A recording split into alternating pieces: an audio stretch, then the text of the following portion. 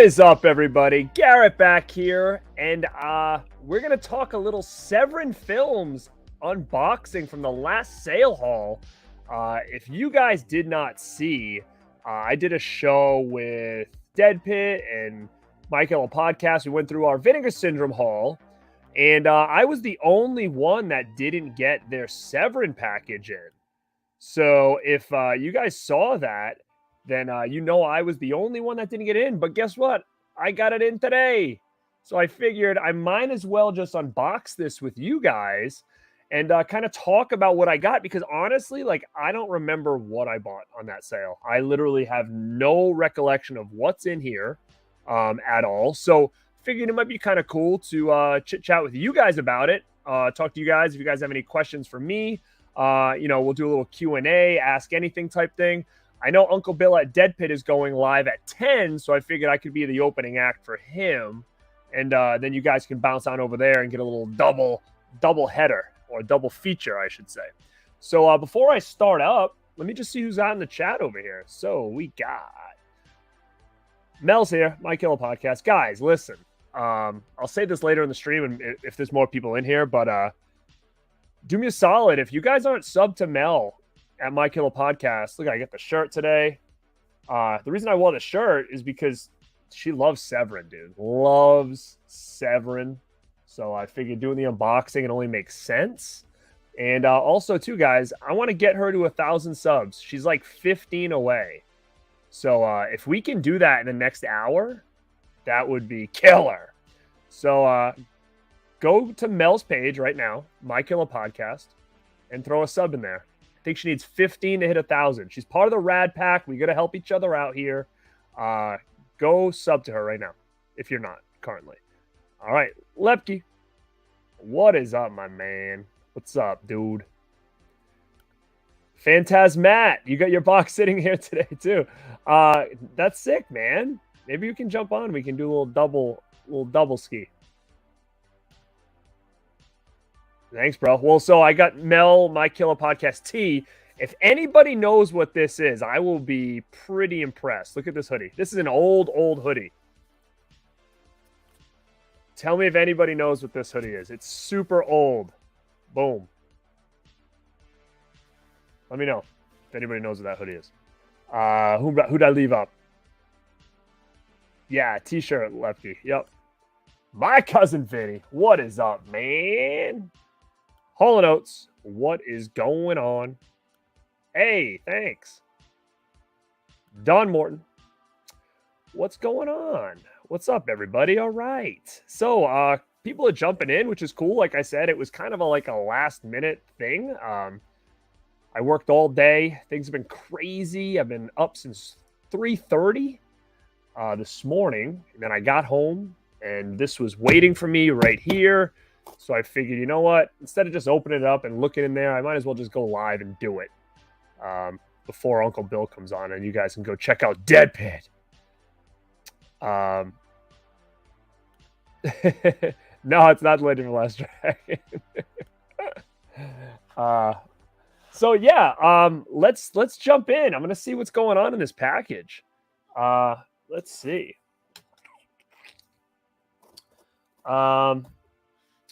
Who's that? Phantasmat? Hold on. Let me see what I can do here, Matt. I use my phone as my camera, so for me to send you links and stuff is gonna be, I have to do it through here. Let me see. Hold on.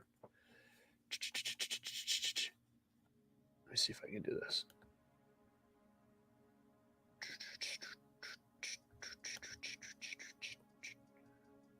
All right, let me see if I can message you.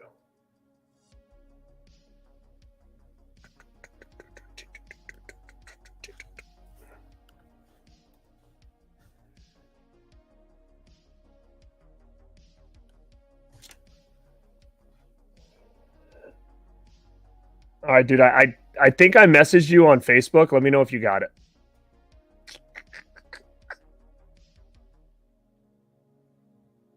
Dude, I wish this was a James Spader box set in 4K. I wish.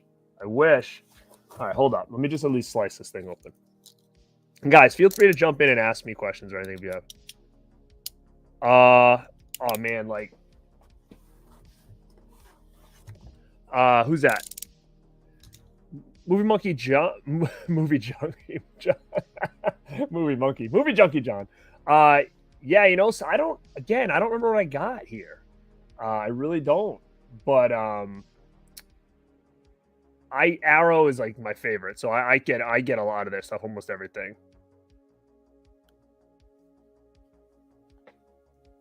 Yeah, I want a James Spader box set. Mid-level.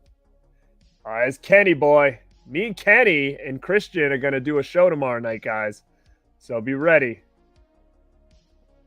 Be ready. We're gonna answer questions, ask anything, talk about some upcoming physical media.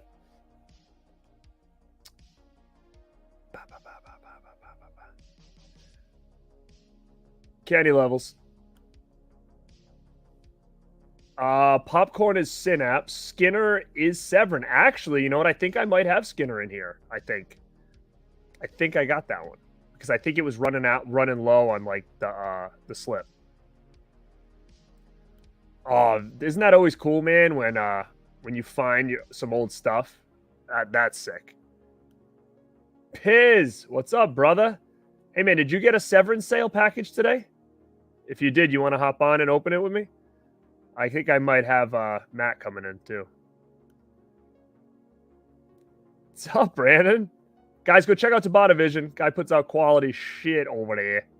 And go check out Pizzal. I know you guys have probably already subbed to him. Wow, man. You got a spreadsheet, dude? Wow, there is a lot of stuff coming, man. You're going to have to fill me in. Am I cooking steaks? No, I don't think so. I cooked 3 of them this weekend, though. I sent Christian a picture, got him all jealous. Jared, what's up, man? What is going on, dude? I see Matt trying to get in, but he keeps kicking out. So, Matt, if there's an issue, it's all good, dude.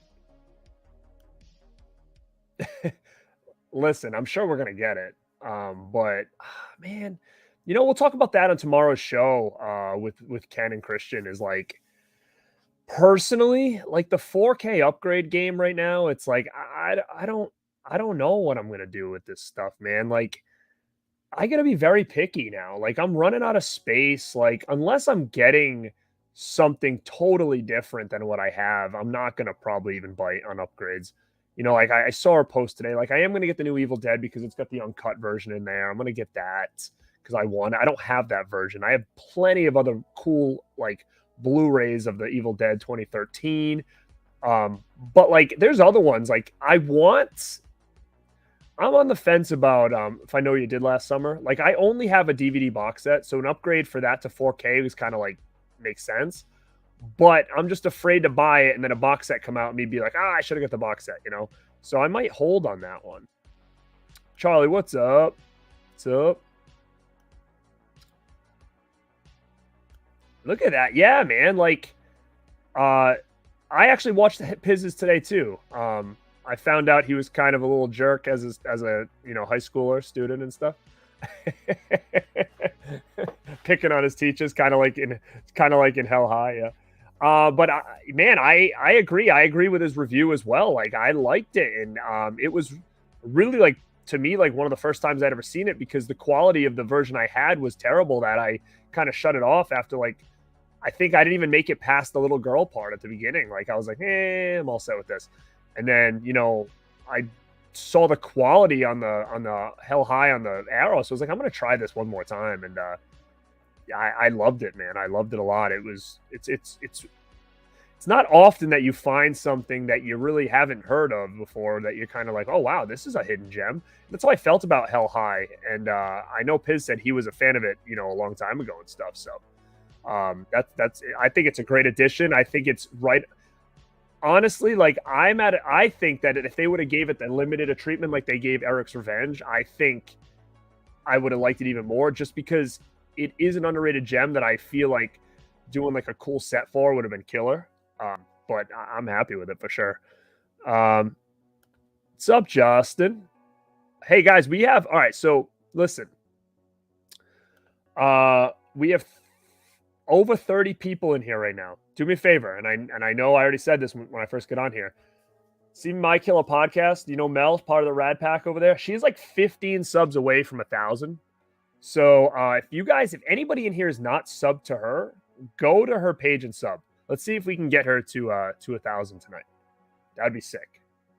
And if you're not subbed to me and you're in here, sub to that channel too. Oh, wow. Ken Levels gave Hell High a good review, which is big, man, because, again, I know his style, and it was – I was wondering if he was going to like that one. I'm glad he did, because then it makes me feel like it's pretty well-rounded of a movie. What's up, man? Wolford Boutique Label does a proper blue 4K, The Faculty.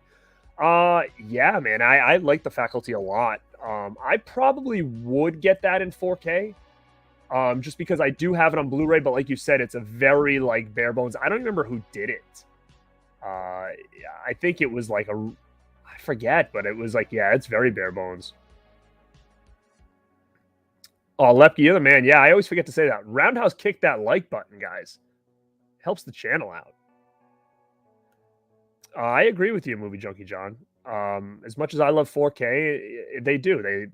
To me, the quality difference is not that big.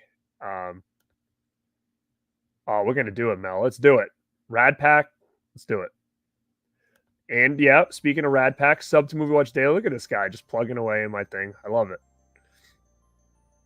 Oh, dude, I just got Good Burger Steelbook in today. Is it right here? It might be right here.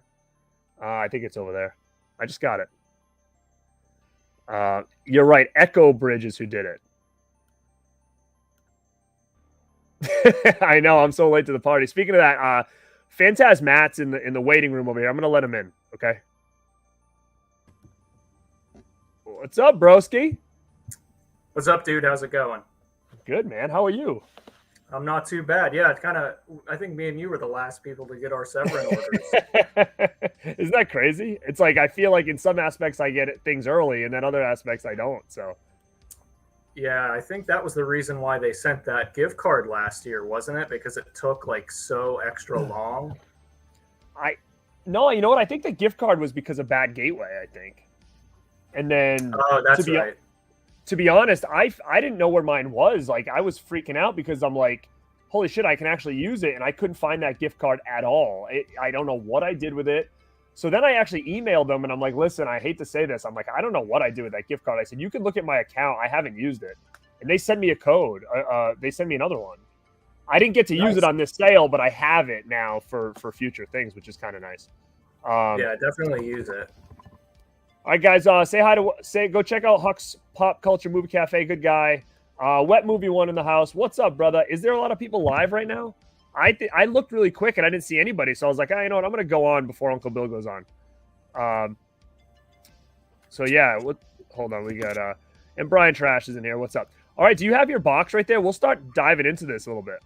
Yeah, man, I got mine. You can go first. All right, hold on. Let me open this thing up. I don't remember what I got. Oh no, Severin, you're gonna hit me with that peanut job in here? No, yeah, it's a mess. That's the worst. Look at this. This is everywhere now. Son of a gun. I hate that. Dropping them.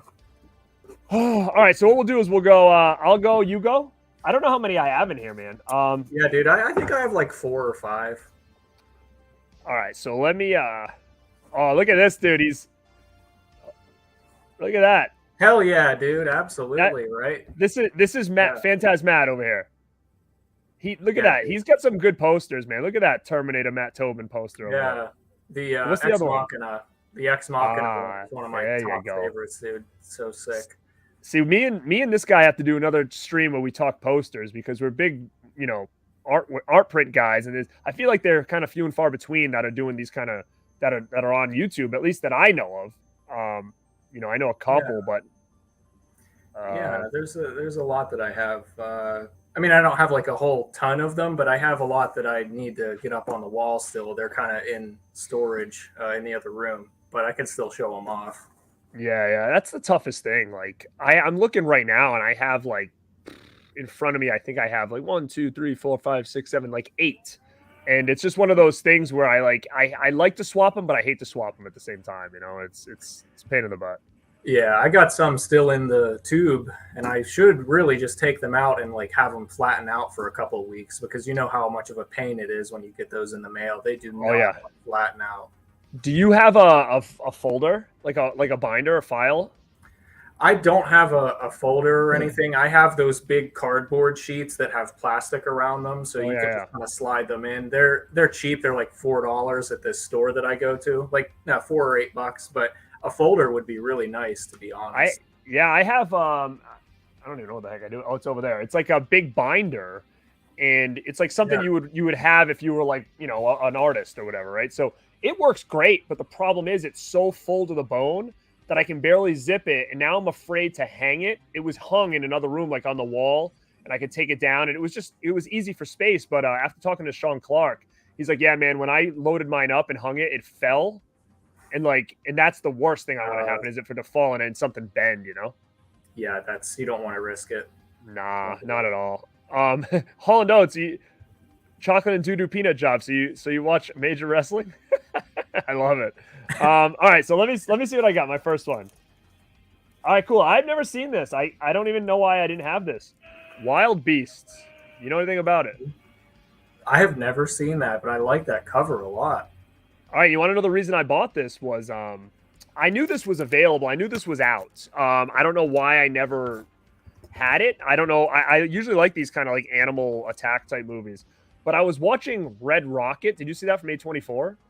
No, dude, it's on my list. I need to see that. Okay. I liked it. It was cool. And it was so random. Like this girl that's in the movie that the guy kind of likes, they go into her bedroom in like this house, and she's randomly got this poster like on her wall. And I'm like, that's so random. Why would she have that Wild Beast poster on her wall? So then when it was on sale, I was like, all right, I'm going to grab it because I don't have it yet. So you knew that was a Severin title when you saw that poster then? I did, yeah. And then when the sale came and I saw how cheap it was, I was like, all right, now's the time. So if anybody knows about Wild Beast, let me know if it was a good choice or a bad choice, because I really didn't really know much about it before I bought it.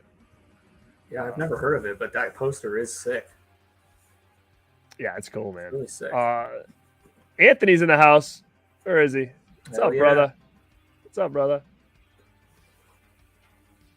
Nosferatu Spinacher. I didn't even know that existed. They just announced that? I thought they were done with those. I think that's like in the last day or two. I thought they were done with them too, but apparently they're just kind of moving on to different titles, different characters. That's what it seems like. Yeah, I don't know what happened with that first thing. Well, here we go. Brian. Hey, guys, I feel like my last Severin is going to ship it. Oh, you don't have yours yet? I was going to say, if you got your box today, pop on. Yeah, dude, people are still getting theirs. There's comments on Facebook that are people still waiting on like shipping notifications. And to be honest, I didn't even get a shipping notification. I just got an email that was like, your thing's out for delivery. So then the shipping showed up. I think Severin must watch my show or our show with Dead Pit, because honestly, I swear to God, every time we do Hall of Mania, I never have my Severin, and the next day it says your thing is shipped. Like I even said that on the stream. I said, watch, I'll get a shipping notification tomorrow. Sure enough, I wake up, order has shipped. I'm like, dude, every time it's like the day after. Dude, they got some feelers out watching these YouTube streams. I swear, they're messing with me. What's up, Robert Mono? I see you guys all in here. All right, I'm gonna let Matt show his first title off, and let's see what we got. All right, cool. All right, man. I have not seen this one. I haven't seen any of these except for one. This is Eyes of Fire, which that was. You know what? It might be in here, but I don't own it currently. No. Okay, now this I think came out alongside the All the Haunts Be Ours box set. And speaking of box sets, I did pre-order that crazy one that they just put up yesterday with the book and everything. I saw a picture. What is it? So it's called, the name is kind of funny. It's called The House of Psychotic Women.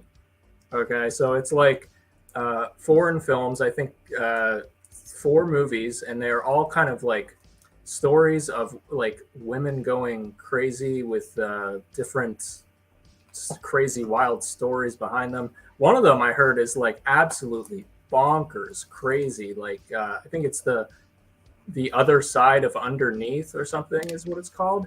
Dude, look at the trailer for that movie. It is like some kind of crazy. If you turned up the Suspiria parts in Suspiria that are really, really like people are running around screaming, it's like that, but the whole movie.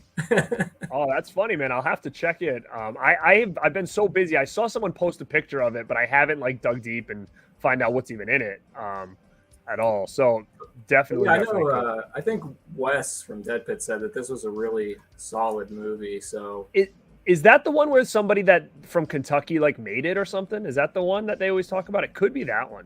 I feel like that's probably true. Yeah, I remember him saying something about that.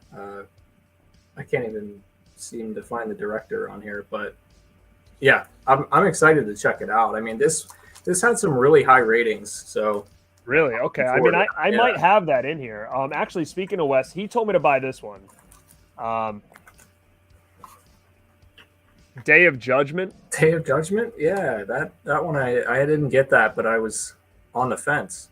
He told me it was kind of cool. I think he said it was like a slasher, but it takes place in like the 1930s or something. Something like that. But so I grabbed it just because I think it might have been cheap. And then he was like, oh, it's actually really good. So, but I haven't seen that one either. So a lot of these, I don't think I've seen any of them. I think they must have been all blind buys. Yeah, to be completely honest, like I was kind of looking at my order of what I got. And I think after this, I'm pretty much set on Severin titles that I want to have in my collection because they don't actually have a huge catalog compared to a lot of other companies, it seems like. I agree. I think I'm probably pretty caught up with most of their stuff that I want as well, because I can even tell when looking in this, like I was almost like just trying to buy something to get free shipping. Like I was like adding shit in there because like some of this stuff, I'm like, I don't even remember ordering this at all. And I don't know. So it wasn't anything I was like, oh, I need that. Right. That's what I was doing too. Honestly, I wanted to use that gift card because it had been sitting around for almost a year. And I just was like, I want to use this. And I pretty much got, like I said, the rest of the titles that I really wanted to get, unless they announce something new in the future. But yeah, I think I'm good. I mean, it's weird. Like, what do you think that, like, to me, I think, Severin versus Vinegar Syndrome, right? Like, what's better? Like, I don't know if I'm more into Vinegar Syndrome, and I don't know if it's just because I feel like they pretty up their editions more. Like, I think quality of movies is probably pretty similar, but these two, I don't have slips. Like, even the ones that have slips, they're just regular old slips. Like, they're not, those hard boxes and done up as nice as Vinegar Syndromes are. And I don't know why, to me, Vinegar Syndrome seems a little bit better, but I think quality movie-wise, it's probably pretty equal, more or less. It's pretty much the same. I think because Vinegar Syndrome may have more titles, that maybe the quality of the titles is a little bit better because you have more to pick from. But yeah, the packaging on some of these is like, I'm glad that they upped their slipcover game recently though, because these thick ones are on the level with Vinegar Syndrome, so they must be the same. What edition has the thick one on it? Is that your next? Do you have another one to show? I don't even know. I'm looking over here at my Synapse. Well, this is not from this package, but the House on the Edge of the Park has the thick. Oh yeah, it kind of does. Yeah, you're right. You're right. It's got a nice feel to it. And there's another one in here that has I actually have two that have a thick slipcover. So, but yeah. So is it my turn then? Yeah. What do you got? Okay, we'll go with one with the slipcover. Don't Go in the House. Oh yeah. All right. I grabbed that last time, I think, but I haven't even put it in yet. It's been a long time since I've seen that. Same here. I remember it was streaming on Amazon Prime actually for some time a couple of years ago, and I thought this movie is actually really brutal. It's not like super cheesy. It's more on the brutal, like intense side. I mean, even just that cover right there, I was kind of surprised that they went with that because it's so in your face, like a dude holding a burnt corpse on the cover. Yeah. Like, I think that's the original VHS cover art actually. But I was in love with this since they announced it. I mean, I was kind of torn whether to get the Arrow version or this version, but ended up going with this because that other Arrow version was only in the UK. So this was a little bit cheaper. But this has a nice slipcover. It's on the thick side, and then that's some of the posters. That's the artwork that I remember from the VHS, right? I mean, no, from the DVD. Yeah, and I think this was the poster art as well, that on the one sheet, and then this must have been like a video release Right. from back in the day. But yeah, this is if anybody hasn't seen this, it's like this guy who was sort of abused as a child in some way. It has something to do with him getting burned, and then he builds this room in his basement that is like a giant incinerator, and he takes people in there and burns them up, cooks them up. So yeah, it's definitely it's definitely different than what you think it is by the title of the movie. Like, to me, I always thought it was kind of like a slasher type movie, like when I first got it on DVD, and I remember watching it and being like, this was nothing like it. So when it came out, I grabbed it because, number one, I find that a DVD jump to like 4K or Blu-ray is such a big jump, where sometimes I feel like I've watched the movie for the first time when the quality is really upped on a lot of those editions. But I know when they released this one, wasn't there like a 2-cutter? Like, was it this or the Arrow one that had like multiple cuts of the movie on it? Yeah, this has an alternate TV cut on it. That's what I wanted to make sure. Yeah, that's why I wanted to make sure to grab it. And then it also has the integral cut, which I believe it's like the totally uncut version, which is basically what it is. And then it's a 2K restoration. So that's pretty cool. I think this and the Arrow version were pretty much the exact same as far as features go. That's what Brian, I think, saying right here. Brian Goes Blue. Guys, if you don't follow Brian, go check him out too. Good channel. Arrow version is the same thing they made and they released together. It's just like they've been doing the odd. Okay, yeah. So it's basically the same edition. They just did it with Severin. Yeah. It's pretty sick. I'm going to check this out sooner than later. What's up, Punisher Batman fan? Not that I know of. Do you know if there was any problems with that?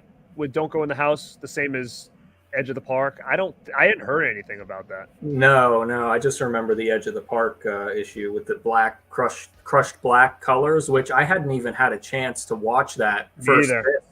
And then they sent the other one out, and I still haven't watched that disc either. I haven't either, but it's been a couple years since I've seen that. But I always loved. Again, I know this isn't the most popular opinion, especially nowadays. I feel like it just doesn't hold up well at times, but I was always a big David Hess fan. Like, my uncle's favorite movie is Last House on the Left, so he got me into that movie relatively early into my like horror movie collecting days. So, I have so many editions of Last House on the Left, like, a Krug and Company edition, like all these overseas editions, and following like David Hess, he really got me into Edge of the Park too. So I had that on DVD. I had it on a Code Red Blu-ray. Then I bought this, but I haven't put it in, and I've also probably haven't watched that movie in probably like 5 years. So it's been quite a while since I've seen it. Yeah. So I think it's gonna look really, really good. The only reason why I really haven't put it in is because I had just watched that movie like 6 months ago with a friend of mine on the Code Red Blu-ray, which that Code Red Blu-ray didn't actually look as bad as I think some people said it did. It actually really didn't look bad. So if that didn't look even that bad, I think that this one's going to look pretty damn good. Oh, I think so too. And a lot of people did say they didn't. My uncle being one, he goes, I don't know why they're sending a replacement. He goes, I didn't really notice a color correction issue, but well, good on them for actually following through with like a replacement. I mean, that's a brownie points for them for doing that, because some people might have just been like, oh, well, it is what it is. No, I agree. And I think that was really good on them. And they kind of did it pretty quickly too, and it was like, was that the one where you didn't even have to fill out a form or? Yeah, no form or anything. They just sent it. Just sent it, right? Yeah. It's not like you had to I mean, all the other ones you got to sell. What was the worst one? Is it Criterion, who like makes you break the disc and send them a video?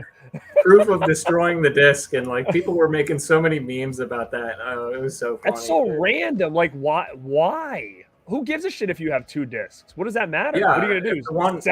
Sell a busted disc up like by itself? Here you go. Like, yeah, I mean, and even I don't know. I mean, I guess that seems like a Criterion thing to do when you really think about it. Maybe it's like they just don't want any evidence that they messed up or something like that. You know what I mean? Like, yeah, maybe they can't have that on their resume, dude. Yeah, that's what I think. But like, how crazy is like so time consuming? Like, if you want a replacement disc, send us a video of you smashing your other one. Like, what? Someone sat there and literally like watched each one and was like, all right, send them one. Yeah, it's like they're pulling a Scream Factory with send it back.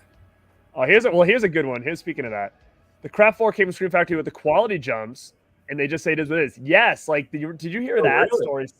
Yeah, so the Craft 4K was quality jumping from like DVD quality to 4K quality. Yeah, and people were complaining, right? And their response was, well, Blu-ray.com said the picture was nice, so it is what it is. Like, yeah, but Blu-ray.com, where it's like Wikipedia, anybody can write a review. I'm like, they probably don't watch every single. They're probably like, oh yeah, look great, like they're like Blu-ray.com said the picture was great, so we're gonna keep it as is. Like, what?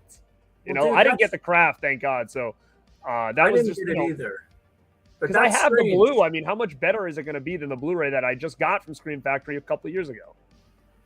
Oh, that was Scream Factory that did that. I forgot. Okay, for a second I thought Arrow did that. Okay. Oh no, Scream did it, and then Scream did the 4K, and then they were kind of like, yeah, they basically told everybody to go F themselves about the quality jump, and they weren't going to replace the disc. But that's to me like that's a big reason. Like my Blu-ray looks great, no quality issues on that. And how much better do you think that 4K is in that Blu-ray? Like it's got like what, a 2K 4K scan on it probably. So that's why I'm really hesitant about a lot of these upgrades. Like some of my favorites I'll do, no doubt, but I'm hesitant. I just don't want to double and triple dip again, Yeah, I don't have the Craft on any format. I had it on a double DVD with Wild Things way back in the day, which speaking of, that's why I thought Arrow put out the Craft, because Wild Things was Arrow, and I still need to get that because I think that's only like $30, like $29.99 on Amazon, and I haven't seen that in so long, so I need to pick it up. Mm-hmm. This is a good one from Tabata Vision. So Brandon asks, 4K Lost Boys better fantastic. Listen, man, I'm going to tell you that it's going to be, because I think the Lost Boys Blu-ray for like a studio edition, it came out very early in the Blu-ray game. I think that's still one of the nicest looking Blu-rays ever. I think House of a Thousand Corpses is another one that's like beautiful on Blu-ray. So like to me, I don't think that they can really mess up Lost Boys. I just hope that I would love to see some different features. That's my only gripe when like, I know that the studio's putting it out and I'm like, I hope they don't just give us the same old, because that deserves a little bit better. And the same with Fright Night. Like I know they're going to give us some extras, but there is a Blu-ray that's got all those extras on there. I wish that we were getting more, like as much as I'd like the steel books, I kind of wish Fright Night went to Arrow where you could get the nice box and a book. And, I that's the addition I feel like Fright Night needed. But, it is what it is. Those are like two of my favorite movies ever. So, I mean, I'm going to get them, no doubt. But I think Lost Boys, picture-wise, is going to look great. Terry, what's up, man? Ryan asked if we were upgrading Red Dawn. I will say I am. I pre-ordered that for the Steelbook, 4K Steel. Yeah. I haven't pre-ordered it yet. I don't know. I'll probably wait on later down the road to pick that one up. Yeah, I don't have it on Blu-ray. I have it just on DVD. So I was like, you know what? Now's the time I'm going to finally upgrade this because I love that movie. Yeah, man. I'm excited that they did. Speaking of features, they just announced Scream 2 4K. So what are they going to do for features with that, do you think? I don't know, but I did pre-order that. And basically the reason is at this point, I'm like, you know what? If they're going to keep doing this, I might as well just get all the 4Ks on Steel because I have the new one. I have the first one. I'll get the second one. And then we just need the other two. And I think that to me, like having all of them on Steel is fine because I have like that 5-disc where even the one that even came with like that special disc or whatever, the Blu-ray or whatever. I have that, but I mean, to have them all on Steelbook would be pretty sweet. And I'm weird about box sets. I love them, but like I don't in the sense where, like for instance, somebody asked me about the Paranormal Activity. I think that box set's sick. I mean, that's a real cool looking set. I don't know if you've seen the pictures for it yet. I did. I own all of them, so I probably won't upgrade. I think, and the biggest thing too with me is that it looks so nice.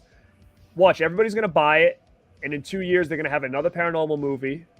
And then you're just going to have that one disc that sits outside that set. And that kind of stuff just bothers me. Like, I'd rather just like, who did it right was Fast and the Furious. Best Buy did this thing where they released them all on like these steel books that matched one by one as they came out. And I'm not a huge fan of the series, but I started buying them. And then every time a new one came out, they would release it. It had the same, little number on the spine. And I just kept it going. It looks sick, altogether, but I'm so glad I never dove on like the 100 different box sets that came out for that movie. And then when another one came out, they made a new box set. And then like I hate that game of chase, you know? Yeah, I agree, dude. I agree. Let me see. I got an ugly yellow Severin sticker. Oh, right. It's like 70s carpet yellow. Did you buy that or that come with? It just came in the package with it. They get you at the end when you're going to check out. It's like before you can check out, you have to choose if you want like 75 stickers or not. You have to keep scrolling. Yeah, man. I never do. I'm not a sticker person. Like, I don't know anybody that's like, I'm going to load up on stickers this sale. Like, I don't care about stickers. I mean, I don't put them on anything. Yeah, like, I don't care about them either. They just set. The one cool thing I've done with some stickers is if you buy those magnet sheets, you can cut them to size and make like fridge magnets. That's yeah. That's cool. But, as far as like permanently putting a sticker on something, I'm like, I don't want to lose the sticker then. So I don't know. I don't know if people still. I know people used to put them on their laptops and stuff. I don't know if they still do that or not, but they probably do. I wouldn't do. I don't know. That's just me.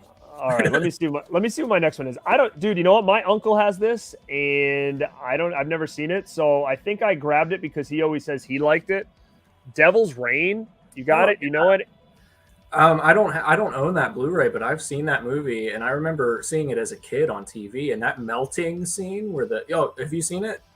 No, I never seen it. But okay. Feel free to talk about it. There's a cool melting scene in that movie where a dude gets pelted with the rain outside, and his face and his body just start melting, and it's this really cool, like really early old school special effects, and I think it was kind of a practical effects mixed with some kind of camera tricks that they did to have his face and his eyes like bleeding out and everything. That's the most scene. Yeah, I think I see it on the back here. I mean, I love practical effects, so a lot of this, what I see on the back, definitely looks like something I'd enjoy. I remember when they were doing the sale, I said to my uncle, "Hey, I'm doing a live show tonight. Anything from Severin you recommend?" And one of the ones was Devil's Reign, so I was like, I don't got it. I'll see what the sale is, and I grabbed it. Brian Goes Blue says it's great. Sweet, man. Cool.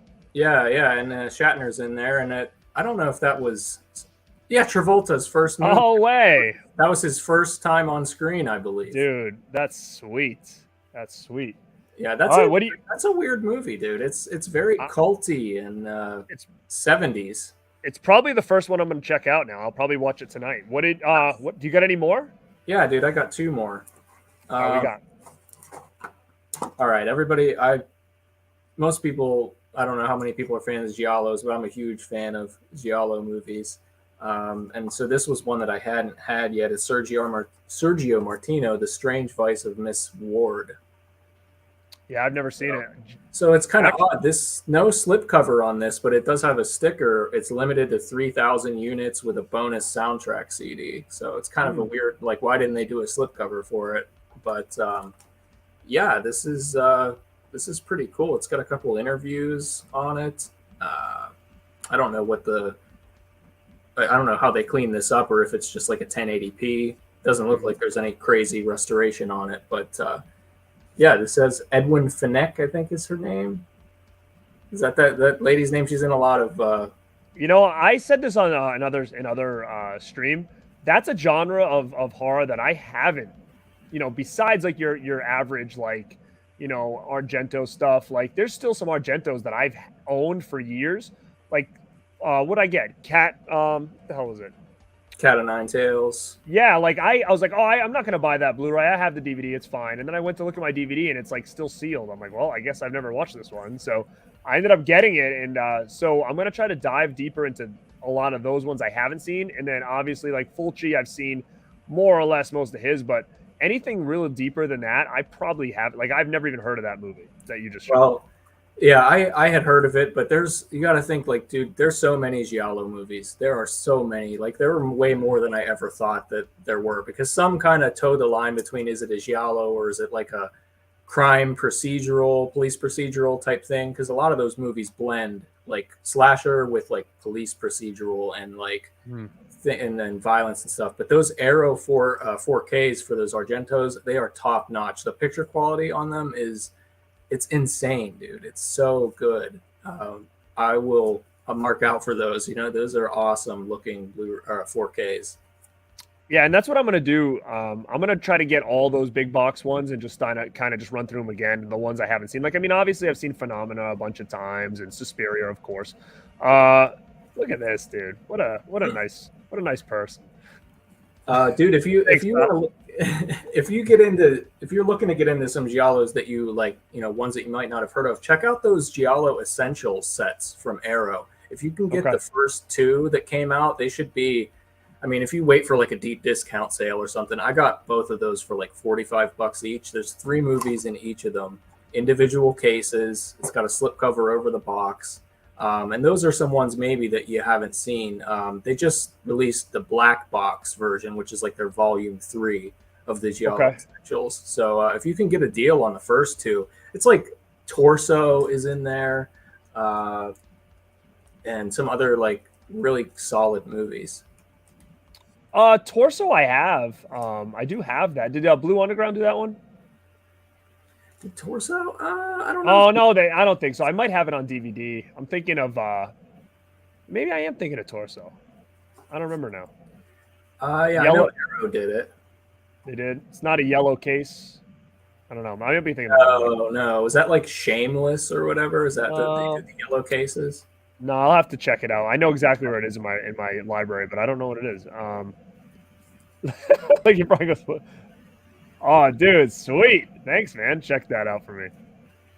Nice. Oh no. Wait, what did they say? Rob Zilla says a replacement disc for the black version got pulled till September. Really?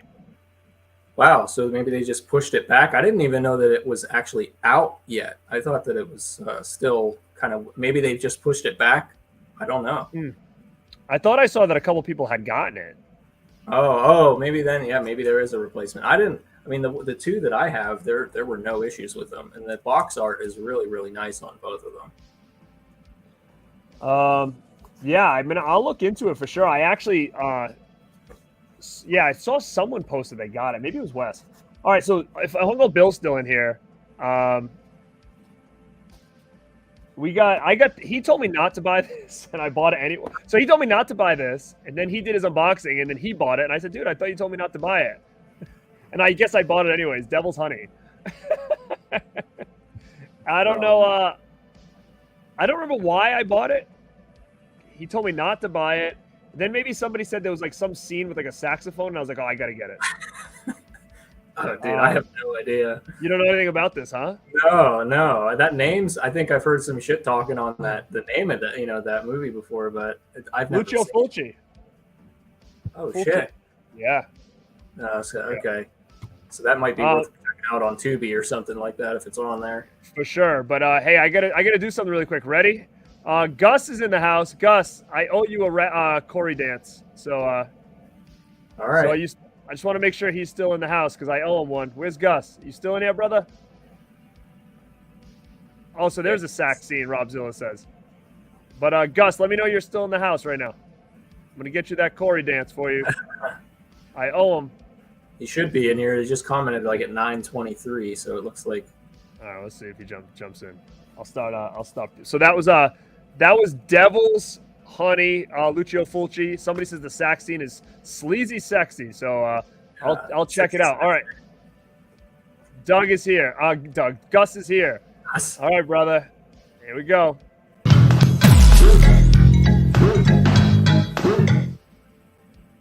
There you go, bro. For you, man. Thanks for the chat last time. I didn't have control over the super chat video last time. All right, so Matt, you got anything else in your box over there? I got one more title. So this one was one that they did on Blu-ray, and then right afterwards, like I don't know if this was even out yet. They were like, oh, well, we're doing a 4K of it as well. So that is Out of the Blue. Oh, dude, yeah, I bought that as well. Oh, you know what I was thinking? It wasn't the last sale. I went to a convention and they had a table and they had like buy 3 for like, I think it was 3 for $50 or something. 3 for $50. Like, oh, yeah. I think the best time to get Severin titles, to be totally honest with you, is at a convention. Even with the online sales and everything, a convention is the biggest or the best bang for your buck. I think you can get 8 for $100. I saw somebody post online. That's a crazy deal. Like, crazy deal. But yeah, Out of the Blue, I've never seen this. It's got a lot of hype around it. Not a horror movie, more of a drama kind of film. And I think Chloe Sevigny is in this movie. So is there a big name actor in there as well? Who's else is there? Chloe, Natasha Lyonne, Linda Manns, Dennis Hopper. Dennis Hopper, that's what I was thinking. Yeah, right. Yeah. So, and this is not the 4K; it's the Blu-ray. Because to be honest, I was just kind of like, this is the 4K restoration? It's the same exact thing, same features and all. So, do I need the 4K? Probably not, especially since I've never seen it before. But this one was like in the talks for a long time about like they were working on this for a while, because I don't think this has ever had a Blu-ray release previous to this. I don't even know. Did it have a DVD release? Do you know? I think it may have had a DVD release. I can't be 100% sure, but I had heard of this movie for a couple of years before they even announced it. Never got a chance to see it, but yeah, I'm not even really 100% sure what it's exactly about. But I had read about it, but I mean, it's got music by Neil Young in it, so that's kind of that's a positive. But yeah, I don't know. I think this one has been selling pretty well for them. I just find it funny that they did the Blu-ray and then, that's what happened. Yeah, they were like, okay, we're doing a 4K. If you already bought the Blu-ray and you want to upgrade, just like it's going to be like an extra like $10 or $15, you can send it and we'll just switch your order out for the 4K. And I was like, I'll stick with the Blu-ray. Yeah, same. I got the Blu-ray as well. I haven't watched it yet. That's my big problem right now. Is this all these sales and buying in bulk, and then everything just ends up sitting there, and it takes so long to chip away.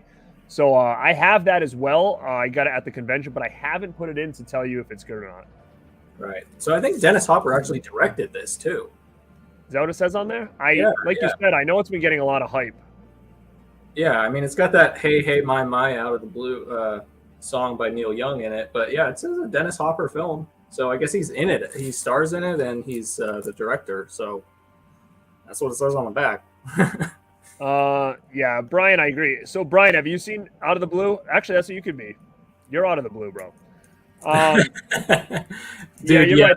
Too many. It has been. I just buckled last night because it was the last day for the Kino sale. I got a $75 order, so that was like, I don't know what, like 5 or 6 titles. Yeah, which is great, right? Yeah, I got 2 4Ks out of that too. So like the 2 4Ks and the rest were Blu-ray, and it was $75 and free shipping. And dude, they sent me a shipping notification this morning. I ordered it last night. So yeah, it's not how Severin does it. No, not at all. You might not even get a shipping notification. Wow, hold on, look at this. So somebody asked about what's going on with Mardi Gras Massacre, and he says, I don't know, my friend sold his copy for $140 on eBay. Wow, I have it right here sealed. Damn. Wow, is that the one? It just came out and then it got pulled right away. So like only certain people got it, and then they pulled it, and nobody knows why they pulled it. I don't know if it's like if there's an issue with it and they're trying to fix the disc, but it's gone off their site and it's gone off of other sites. And so I do have one. Hold on. Dude, yeah, it's got to be a rights issue or something, right? Because if it was a disc problem, they would have said something. So I have a sealed one right here, and I'm wondering. I mean, man, for $140, I'll take my chances and probably get rid of it. But I'll take a look and see what it's selling for. I haven't opened it yet. And then this is the other one that got pulled for some reason, which has been out for a while. Yeah, that has been out for a while. I don't know why that got pulled as well. I have no clue. Dude, I don't know. I didn't buy either of those, so I don't know. All right, let me see what so I knew I got this one. Skinner with the slip. And it's just one that's been on my radar for a long time. I actually thought I had the DVD, and I can remember exactly what it looked like, but I didn't.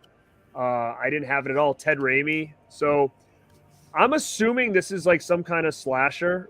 And if anybody tells me any different, let me know. But to me, I always thought that was just like a slasher that I just never got my hands on back in the day, because I think the DVD quality of the artwork and stuff looked so bad that I just kind of stayed away from it. Like, it says in here, like, Ricky Lake is in it. Tracy Lords. Yeah, it says it's a 90s slasher, I guess. So yeah, people said they like Skinner. Skinner is great. Okay, good. Yeah. Oh wow, so he says that okay, so Mardi Gras back up for pre-order. So then maybe Maybe it was. I will maybe I'll try to see if I can sell it quick. What's up, Jim Powers? Jamie Hart, what's up, kid? All right, Matt, you got anything else? Are you done over there? I think that's it, dude. I got the 4 titles, and like I said, I think I'm pretty much set on Severin titles after this sale, other than that box set that I just pre-ordered, which Yeah. I don't know if I'm going to regret that or not, but I kind of had a little bit of a manic moment where I was like, wow, that looks really cool. I'll order that now, because it comes with a book and signed book by the author, and there's a lot of cool like interviews and stuff, it looks like. So I don't know. It seemed interesting enough, and you see all these comments of people hyping it up, like, "Oh my god!" It's like, okay, and that's what's scary, right? Because you're like, are these people paid? Like, how does nobody I know these, but all these other people like these are so perfect. I can't wait for these. Yeah, it was like 120. There was one for like 100 and 150 something. I got the one for 120 with the book and everything. We'll see what happens. Well, then another thing is you look at it too, and which is kind of annoying is that you never know. Next sale, they might be like, "Oh, that box set's on sale," like they did with. Yeah. Didn't the folk horror box set just go on sale on the last one, and people like paid boatloads of money for that? Yeah, that's a really expensive set because that has like 14 movies in it or something like that. Something like that. Yeah. Even the sale price though was like too high for me. I was just kind of like, that's a lot of movies, but it was very expensive upon release. I know that. All right, let me see what else I got in here. I don't remember. Oh, you know what? I thought I might have had this, but I guess I don't. I think I've seen it. Drive-In Massacre. Yeah, dude, that's been on a lot of those old cheap like multi-pack movies, right? I've seen that on a lot of those back in the Walmart DVD days, but I've never seen the movie. Yeah, it says right here like it was one of the true first slashers that predates Halloween and Friday the 13th. I think I've seen this. I get confused, because there's only a certain amount of movies that take place in a drive-in, and I don't know if that's the one I watched. I can't remember. I get it. I know the other one that Arrow did, which is a real cool movie, was Dead End Drive-In, where they're like, it's almost like that post-apocalyptic. That's a great movie. Yeah. Drive-In Massacre, I think I've seen it, but I could be wrong if I'm mixing that up with something else. But Movie Junkie John says it's good. Yeah, I feel like there was one other big kind of drive-in horror movie that was set at a drive-in, and I'm totally blanking. Yeah, was it, maybe I am thinking of this. Was Blood Rage? Was there one with like twin boys that were at the drive-in and one kid killed somebody and then they blamed it on the brother or something? That is Blood Rage, yeah, but I don't think the movie's not set at a drive-in, But is that scene in the drive-in? I believe it was. Yeah, it's been a while since I've seen it. Yeah, see, that's why I'm not sure if I'm thinking of that or not. It's like a Thanksgiving horror movie, right? Like it takes place on Thanksgiving. Yeah, it does. Yeah. So I don't know if maybe I'm thinking I've seen this, but like I'm just thinking of that one scene from that. I don't remember. But I know it's definitely not Dead End Drive-In I'm thinking of because I know exactly what that is. So I may have seen Drive-In Massacre. I may have not. I don't remember. But I'm kind of a sucker for drive-in, like movies that take place in a drive-in. So I'm interested in that. What else do I got? I got 2 left. All right, this one came with a slip. I had this on DVD, and I've been holding off on upgrading, but I think it was on sale with the slip, so I was like, I'll get it. Retribution. Mm-hmm. A pretty cool movie. I had it from Code Red. Finally decided to upgrade. Now, I wasn't going to do this because there was a while I was really collecting Code Reds, like back in DVD days. Like I was trying to get all the numbers and stuff like that. And I've just got so much space issues right now that anything I'm upgrading from Code Red, I'm going to probably part ways. So if anybody out there is like a big Code Red DVD collector, I have a bunch that I'm going to probably part with. So if you are, get at me because I just got to break it up. I just need the shelf space at this point. So like Retribution, I'm going to sell that off. And I could do a big lot if people are big Code Red guys. A lot of those Code Reds were like borderline bootlegs, weren't they? Like there's no barcode or anything on them, and it's just Yeah, they had to buy them off like that special Code Red site. It was like Big Cartel or whatever. Remember? Yeah, yeah, Big Cartel. It's like Etsy or something. Like, but I mean, the only one I have of theirs, I think, is when they did House on the Edge of the Park, which was like a big deal for that Blu-ray when that came out. But now, obviously, the superior one is the Severin one to have now. Right. Right. And I'm assuming that a lot of those. Nah, you can't. And that's why I feel like there's got to be collectors out there to like that really want to. Because Code Red at the time was like, it was boutique before boutique was a thing back in the DVD days. Like it was those ones that they were putting out all these movies that people just haven't heard or seen of in so long. And you couldn't, the only way you could get these was in like that Big Cartel store or like Diabolic or something. Like you couldn't find any of these in the store more or less. So it was a real cool line to really get after. And I was really trying to get a lot of those in. And, they had some like, special edition slip covers and all this other junk. And then they started putting out Blu-rays. And so I know a lot of those are pretty valuable until they get upgraded, I guess, at this point. But let me see what we got here. Oh, here we go. Dead Pit says he's trying to get Banana Man back on. That's Bill from Code Red. You got to get him on. Yeah, see, Brian remembers those days. Brian was in the game. Code Red was so neat you had to wait for a cartel store to open since it was always closed. I remember going on there like every week to see if it was like open or whatever, because nobody ever talked about it. Like social media wasn't like it is now, so it wasn't like someone posted we're open. You just had to kind of guess.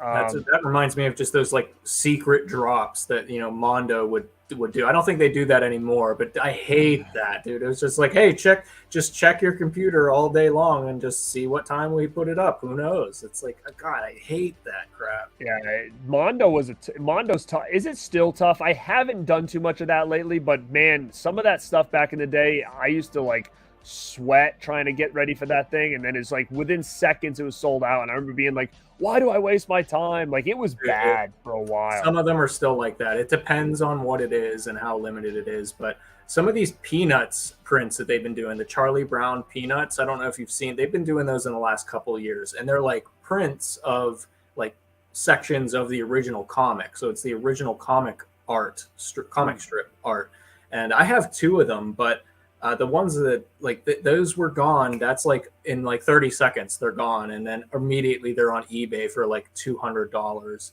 So I was lucky to get two of them, but like it just depends on what it is, and I don't know, because they're owned by Funko now. So I know I just heard about that. Yeah, I don't know what's gonna happen, but yeah, a lot of people get angry. If you look at their posts on social media, every like Wednesday or whenever they do those drops, there's just people like foaming at the mouth, like, God, I hate you guys so much. It sold out in 2 seconds. So then you wonder, though, it's either going to be a twofold. It's either Funko's going to make it more accessible, which then will drop the value down on those things. But again, it's one of those things, if you want it, you should want it to keep it, right? So like to be more accessible to me, not being like, hey, I'm just buying it to resell. I like that aspect of it, but that's obviously going to drive the want down if it's a lot more easy accessible. But I know Wes is in here. He's going to probably try to tell me to buy it from him. But one of the prints he has is like one of the holy grails that I missed and I wanted so bad was it was one of the early ones. Remember the Myers one where it was the house and then you saw like the little boy standing like in the stairway, like looking in. It was like black and white. Yeah, is it like most of the poster is like black, and then there's like kind of the shadow in the light of the house is there, right? Yeah, it's like the one I'm thinking of. Maybe I don't know if Wes has this one. I think they had two. I think one was like Michael was like holding the girl in like the wall and like standing on like the porch. I mean, they did this one. Like this is on the box art of that box set, and they did a print of this as well, which I have that one. You do have that, okay, yeah. Yeah, I think the one you're thinking of is the one that I remember Wes showing it at one point. It's like most of the poster is black. Like if you were to show it on camera, it'd be really hard to see. It's black, and then the house is white, and then it says Halloween in orange, and it's got the little boy, like Michael as a little kid standing at the doorway with the little knife holding there. It was when that came out, it was like the coolest thing ever. And I remember that thing sold out so fast, and I always was like, I want to get it someday. That thing just shot online for like hundreds and hundreds of dollars at the time. So yeah, I never got that one, but it is one that I always wanted. But like even now, I probably wouldn't spend a lot of money on it because I just don't have space for a. It was like a horror. It was horizontal, so it was kind of had to put it sideways. I just don't have any room for that anymore. But yeah, it was a really it's a real nice print. I wonder if it's still really valuable. I'm sure it is. They don't really go down in value, I've noticed. They kind of stay like, Yeah, one of the ones I got that I think is pretty valuable, is hard to get, was, do you remember when Tobin did the Elm Street one with I love it, where it shows the house and Freddy's arms are extended out like this and he's kind of looking over. One, right? Yeah. Yeah, that was one of my like grails that I was able to score, because I remember how hard it was to snag that one at the time. So I do have that. That's one of the cool ones. But is there any that you have that off the top of your head are like, this was a real rare one and hard to get? The Child's Play 2 one that Tobin did. That one, he did that. Oh, yeah, I have that one, right? Yeah. It's at the store, right? The store? Yeah, with the mouth and everything like that. That one I got that because that was an exclusive to Texas Frightmare weekend, I believe. And then for Black Friday one year, Mondo put up a bunch of prints that they just kind of had leftovers of. And it was just like a first come, first serve. Like, and there were, God, there had to be like over 100 different posters that weren't on the site before that they threw up on there. They had the first Child's Play one, which I was kind of tempted on, but at the time I was like, they're both like $60 and I didn't really want to spend on both. So I ended up getting part 2, and it was again gone in like 5 seconds, but I snagged one. And Matt was just at Cincinnati Horror Hound this past one that they did, and I was talking to him about it. He had his final copy, like the very last copy, for sale at the table there. I think it was like $300 or something like that. But that poster is extremely rare now. Really? You know what's funny is that you bring that up now. Man, I can't believe I don't remember this. So somebody bought me that at Texas Frightmare, and Tobin signed it right there. And then they also got me the part 1 that matched it. But who was the artist for that one? It wasn't Tobin. Yeah, dude, it wasn't him, and I can't remember who did the first one. And oh my God, it was. It's a very similar style of artwork with the face really big on there, and the half of it was the burnt face. From oh my God, one. It's at the tip of my tongue who did it. It was the dude who did. Oh my God, I know who it is. If my buddy, it's Gary, that's it. Gary Pollan did the first one. Yes, that's who it was. Yeah, so I'll post. You know what I'll do? Maybe I'll post a picture of those two and post it on my Instagram so you guys can see. It's a real cool. It's part 1 and 2 that they did it together, so they matched it. And but what I can't believe is that someone went to Texas Frightmare and got me those and got them signed and shipped them to me. And I don't remember who the life of me did that for me. I forget who would have done that. But because I think brand new they were like 60, I think. Yeah, and I didn't know that they were that valuable now. Like, they're in my portfolio just sitting there. Like, they're not even up on the wall. And I didn't realize that they go for that much money now. Check eBay for those because they are... I mean, someone's asking what it looks like. I can't really... I have my laptop, but I don't know if you can, like, see that over there. Yeah. It's check... Put it on Instagram or something because they are amazing. Like, that... I just couldn't believe, like, especially using the store, like, as the centerpiece of that. Just, it was such a good idea. And the metal face on the side, oh, dude, it's so sick. It's a cool print. Now, I know Lepke's asking to see them, and I know he doesn't have Instagram. So, Lep, what I'll do is I'll post them on Instagram tonight, and then I will share it to my for my YouTube wall, like my community page or whatever. So I'll post it on my YouTube, a picture, and you can just check them out. They're cool. I just think it's cool when two artists get together, do like kind of like a collab. I just think it's just something different. It's cool, and there's one of them. There. That's the Ghoulish Gary one. That's part 1. Yep. Yeah, with the apartment complex there at the bottom. So yeah, that's like I kind of regret now. Like if I would have known back then, I would have probably picked up that one as well, but I was just trying to check out so fast because if you wait, you're done. Right. And this is part 2. Yeah. So they are top of the line. But yeah, I don't know. I have the movie Possession. They did a couple prints on that, maybe like I don't know 6 or 7 months ago, and I got the pink one, and it's still in the tube. I haven't even opened it yet, but it's a sick looking poster for the movie Possession, which is another one I need. I'm waiting on like a 4K of that. But now, is that the Possession with what's his name in it? There, it's the foreign film. Not the one with. What? Maybe am I thinking the right movie? What's the guy from Jurassic Park there? Not that. Is it that one? No, I don't think. No, I think you're. Which one is that? Not Sam Neill. No, I don't think so. This one is the one that Wes and Uncle Bill and CK, they hate this movie. It's probably the one because it's got Sam Neill and he hates Sam Neill. Oh man, yeah, that is it. I thought I was. Dude, that's a freaking. I don't know why they don't like that because that's a crazy freaking original movie, man. It's one of the craziest movies you'll ever see, dude. It's if anybody hasn't seen that, I highly recommend checking it out. And there's a couple really good releases of it out there right now, but I'm kind of waiting on just like an actual 4K disc. I agree. The only thing I have is a DVD from Anchor Bay, and I think it's cut actually. And then I know like even was it Mondo even put out like an edition or something one time, like they do, set. Yeah. I never got any of the editions, so I've been kind of holding off on that as well, like to try to grab it. This one is. It looks like this though. It's like. Oh, that's sick! Yeah. Pink and blue with the snake. I didn't even notice for the longest time the shadow of the snake on there, but that's sick. Yeah. It's still in the tube. I gotta get it out. Bro, I love The Mouth of Madness. Great movie. Possession's crazy. Rob Zilla says, Scream Factory overcharges. Oh, yeah, definitely, man. Yeah. Ben Grimm, this is a good question. I don't know if you've seen it. I'm sure you have. Documentary 24/36. Have you seen that doc? No, I haven't even heard of that.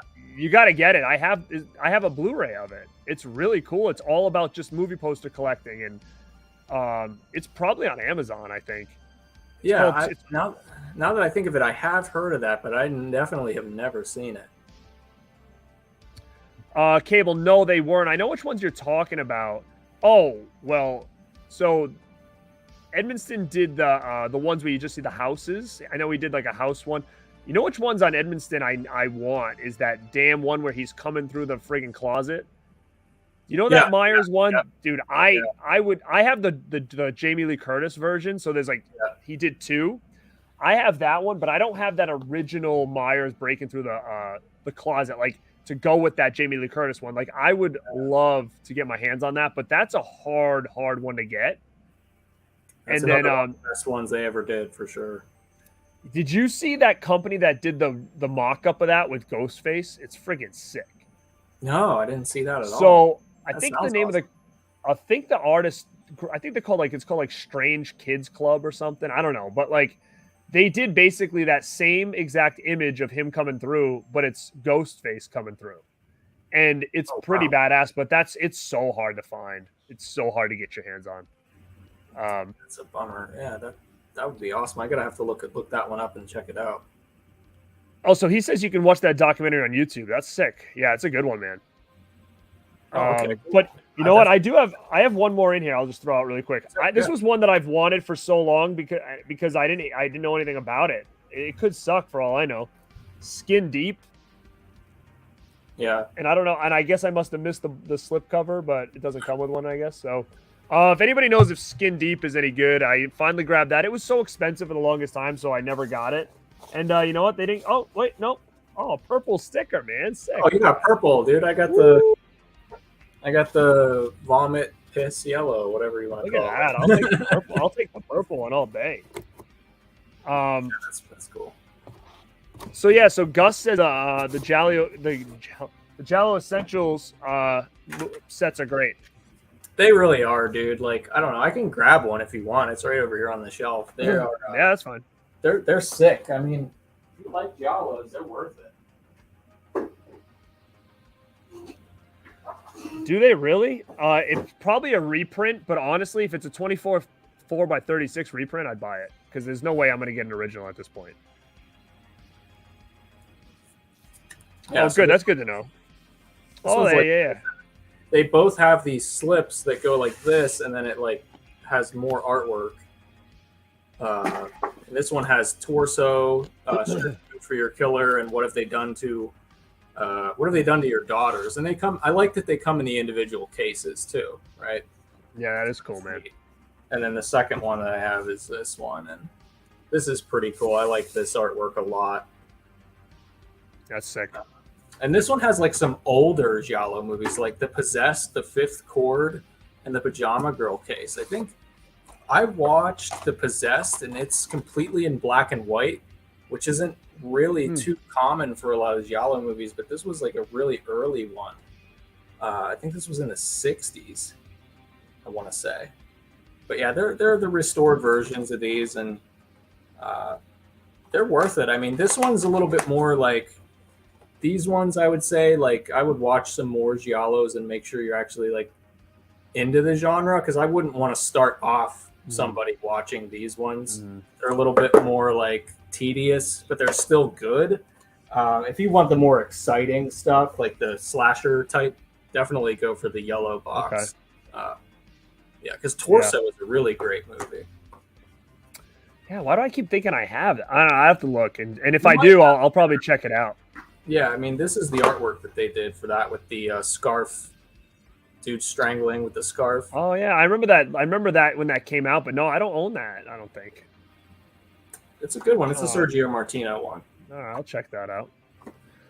Cable Guy asked if we remember the Burning Phantom print, Phantom City Creative. I think so. Is that the one with like the Blood River? I think I remember if that's the one that you're talking about. Yeah, that sounds familiar. I haven't seen the picture of that in a while, though. Oh, dude. Rob Romano says he has the Lost Boys. Dude, I have that right here on the side, right over here, and it's got like a white wood frame. That's probably my favorite print I own. If you've seen that Tobin's Lost Boys one, the one that's horizontal or whatever with like it says Santa Collar and all their heads. Dude, that's such a great print. That's like probably my favorite print. Yeah, I mean, if anybody ever sees him at a convention, definitely go up to his table. And like, he's a really, I don't know if you've ever met him, but he's a really nice dude. Yeah, he's a very nice guy, very like open to talk about his work and a lot of these movies. And you can tell he's just a really big fan of everything that he does, like genuinely a really big fan. He does some nice write-ups on his website, like where he describes what, like the reason why he did this print and that print and like what the movie means to him and stuff. So they're on his website. But yeah, he actually told me that eventually, I believe, he's going to be working on a Child's Play 3. So that, to me, like that, I have to get that. Like I can only imagine what he's going to do for that. But I was asking him because of the Child's Play 2 print, and he was just kind of like, I was like, dude, 3's kind of underrated, you know. I was going to do a print for that, and he's just like, well, you know, he's like, it's something's in the works. Something might be in the works. I'm like, okay. You know what's funny about Tobin is that like he's, for a while he was my absolute favorite, and then I kind of started getting out of it because like I started getting a lot of his prints and they were like very dark. Like he either has all out like colorful prints or like I'm taking. Do you remember that? I have the Ninja Turtle ones. I don't know if you have those. No, I don't have those. Minimalist type stuff. They're so sick though. But like, you know, then you get them and they're all black and everything's outlined in a dark green. So like when you put it on the wall, it's so dark that it's like you just don't get like the full image of what it could be. And like I'm trying to think of other ones that had that. I have the Fly one, which is kind of in a similar vein where it's all black and then it's drawn out in green, which I got signed by Jeff Goldblum, that print. He has a couple more that I was kind of like, oh, everything's like very dark. Maybe it was The Exorcist. But then, like, I'm looking around my room, like right here, I have his Last Action Hero one, which is freaking insane. And I don't know if you've seen that one. And it came with like the golden ticket and stuff. It's a cool print, and it's like so colorful. He did like those Bill and Ted 1 and 2 that I have. That's like super colorful. It's like all their faces and heads all over the place. But then he redid some Bill and Ted's ones, and they were very dark, like what I was talking about before. So he kind of has like two different styles. One of my favorite ones that I have of his that's really valuable is the Friday the 13th, where it's like the Evil Dead rip. Do you remember that one? Have you seen that? It's like basically like the Evil Dead 1 picture, but it's Jason ripping through, and it's like Friday 6 or something. Jason lives. I don't know if I remember that one. So that's an early one, and that's a pretty valuable one. I have like a Halloween one he did. I have a True Romance one he did. The Sandlot's a real cool one if you haven't seen that. That's a real colorful one. So his style is just so like, he's got like, to me, he's got like two different styles. Like he's got the style like The Crow, which is cool, but it's like that more darker with the red and the dark. The Exorcist one he did was really, really good. Tobin, the Exorcist one with like Reagan on the bed and her like she's kind of outlined in that like greenish, bluish light, and oh man, that one just looks so sick. Yeah. But it is more that minimalistic look. Yeah, like even like your Terminator's kind of in between, right? Like it's that dark, minimalistic look, but you got the flames and stuff, which kind of bring it all out. So he's a talented guy, man. It's just so funny that he has those two styles and he's great at both of them. Let me see if I have a Fright Night one from him as well. I think I just saw someone ask about that. Oh, dude, so you're obviously a fan of Tobin. That is probably one that I regret not picking up, was the Ernest Scared Stupid from Tobin. Have you seen how insane that is? You got to look up Ernest Scared Stupid from Tobin. It's so valuable. It's so limited. It was so rare. I think it was just part of a commission club. It's insane. Another cool one I have that he did was I have WrestleMania 6 with like Warrior and Hogan, which is a sick piece. Oh yeah, this one. This looks awesome, dude. Is that it? Yeah, look at that, dude. Yeah. I'm feeling that, right? Yeah, that's really cool. That's an awesome print. I have last section here. Yeah, that's a cool one. Wonder This World. And then Rob says, yeah, I have that Fright Night one where he's holding the Charlie's house and then it's got the apple on it. Yeah, that's a real cool print. I actually showcased that. If you go back to like my early, one of my first videos, I do like an all things Fright Night. I showcased that print in there. Dude, I want to do a poster video. It's just so hard. Like, I don't know, like when I do my room tour, which will be done, guys, you'll see everything I have hanging. I'm telling you right down here, I have, so I got 4 behind me. I've got 8 over there. I've got 2 on the side. So that's 12, 13, 14, 15, 16, 17, 18, 19, 20, such a hard video to do. Yeah, I probably have 25 movie posters hanging up in here that I'll definitely showcase. But yeah, it's so hard to just do them because I don't know, do I hold them up and then I don't want to bend them? Sean Clark did a good one where he like will talk about it and then have it on a table and then he'll film it and then splice it together. That's probably the only way I can do it, unless I just basically find all the ones I have, take the photos like you're showing on your phone and just put them up to the side and be like, oh, I have this one, right? Like, that's the only way I can do it. They're not seeing my actual print, but they're seeing the print. You could do like a screen share or something, like where you just have like it shows up on the screen, you know, like with I don't know what programs there are on your computer to do that, but people do it. You know, they do it with a live stream even. All right, guys, listen. Yeah. Oh shit, Uncle Bill's. Uncle Bill's going live in like 1 minute, and I told him I would pregame for him. So here's the deal. I'm gonna ask you for 2 things before we bounce out of here. They'll be coming. Number 1, I still have over 40 people in here. My Killer Podcast. Go to her channel and sub to it. She's like, I don't know. When I started, she was 15 away from 1,000. It would be sick to see her hit 1,000 tonight. So if you're not over there and subs, go sub to her for me. Do me a favor on that. Guys, like the stream. It was definitely cool having Matt on here. I've actually never had him on here before. He's done stuff with Dead Pit as well, so it was cool to kind of go through our Severin stuff on here. And the next thing is go to Dead Pit's channel because Uncle Bill's going to go live right now, and he's going to show you all the cool shit he found in his attic, and I will be hanging out in the chat there. So he says he wants to come on here and do it. Oh, do you want to come on here and do it? You tell me. Do you want to come on here? Or do you want me to send them over here? Send them over to you. He says send him a link. Oh, okay. Hold on. Let me see how I can do it here. UB doesn't have like a got going on here. All right, hold on. Boom. Copy. Let me see how I can find it. It'll be like a massive stream. I don't know how I'm going to get it to him. Because he doesn't have any socials. His email. Can you you can't share this, right? No, I don't think I can, but I can send you his email in the private chat. Okay, and I'll send him the invite. All right, so guys, hang in here. Hang in here. He's gonna come on and do it from here. Let's check it.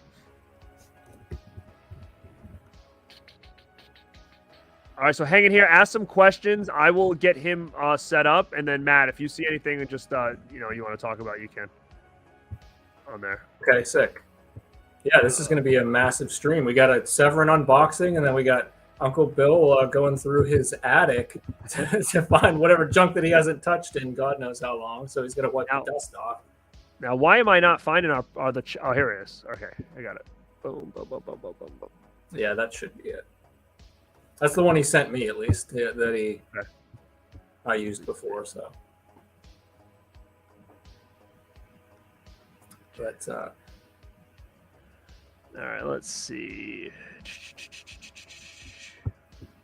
Yeah, but the print situation, dude. Like, I'm totally blanking, like on the spot, asking me like which ones I have and shit. Like, dude, I'm totally forgetting. Like, I don't have as many as you do, but I have quite a few ones that like I need to still open because I don't have enough space. Like everybody's problem is, I need to get like a house.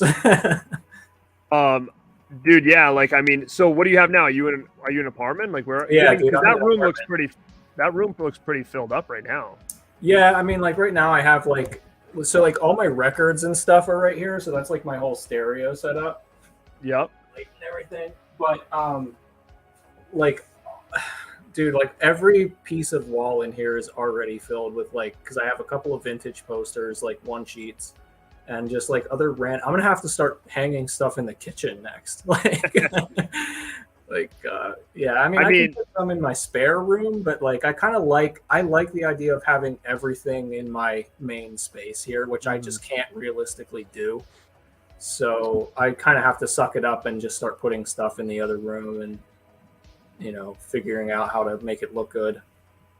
Yeah, I mean that's so it's a catch-22, right? You're like, I don't have a lot of space and I'm gonna have to put in other rooms. So which is good and bad. I mean, the problem now is, in my situation, yeah, I have a big place, but like I'm basically limited to like this area. Like I'm not, I can't put it anywhere else. Yeah, you can't you're not gonna put your child's play print in the living room. Yeah, it's kind of like part of the deal. Like you can do whatever the heck you want in these rooms, but you can't touch any of these other rooms. So it's like. So it's a catch-22 on that. But somebody asked me if I've been to the Armando shop. I have not. I don't know if I love it. This feels like a desperate attempt by UB to get into the Rad Pack just to come on here. You might be right. You might be right.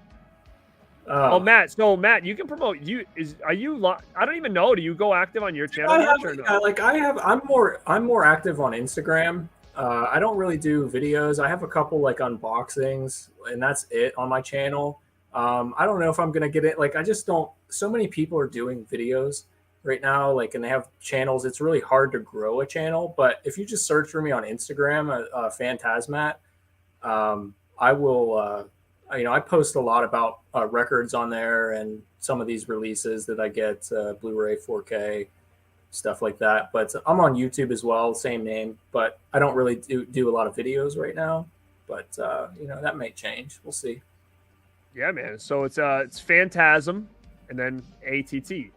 So it's pretty easy to remember. That's dude, I was so glad whenever I found that. So I was just kind of thinking for my Instagram way back like years ago, what could I name this? And I'm just like looking like, I don't know. And I'm like, I love the Phantasm. So then I'm just like, just put ATT at the end. Well, I love the Phantasm too. So that's I love it.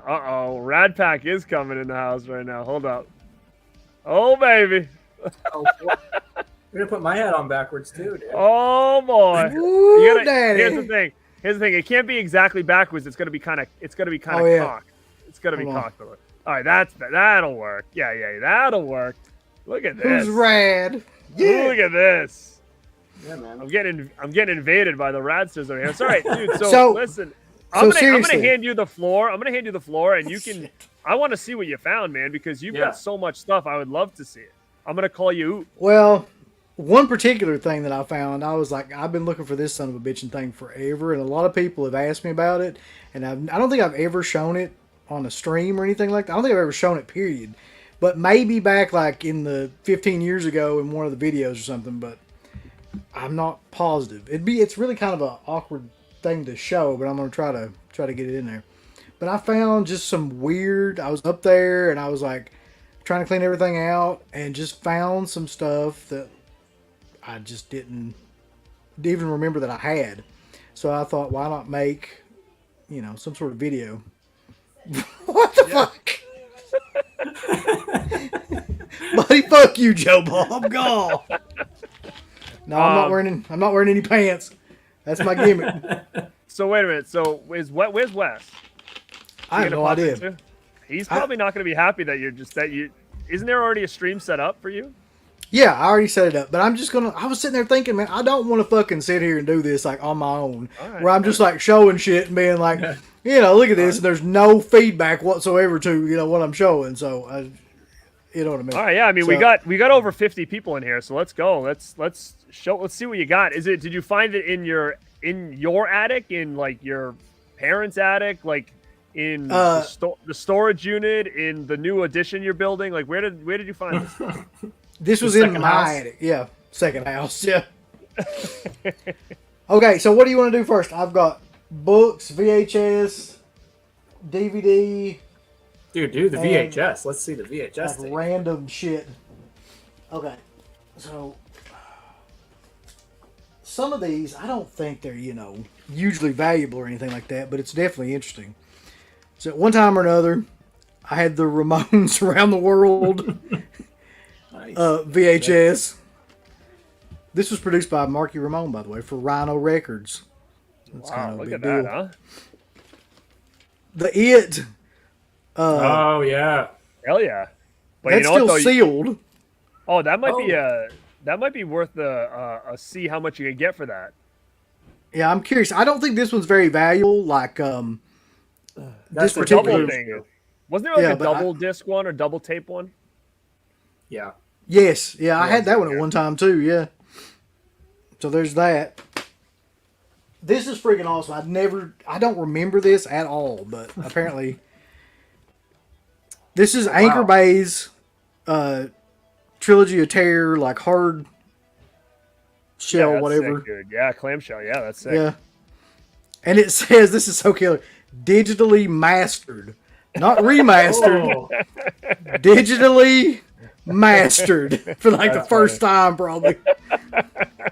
So, blow your mind. God, the special features on this included absolutely nothing, by the way. It was just like, I think you can have special features on a VHS, though, can you? Nah. Think about it. But I thought that was pretty cool. You can put them all the way at the end of the tape, like all the way at the end, like yeah, it's true. Over. They've done that, yeah. Sometimes there's tapes that have that. I've been looking for this for fucking hell and ever, and there's two parts to this, but I don't have the other part with me.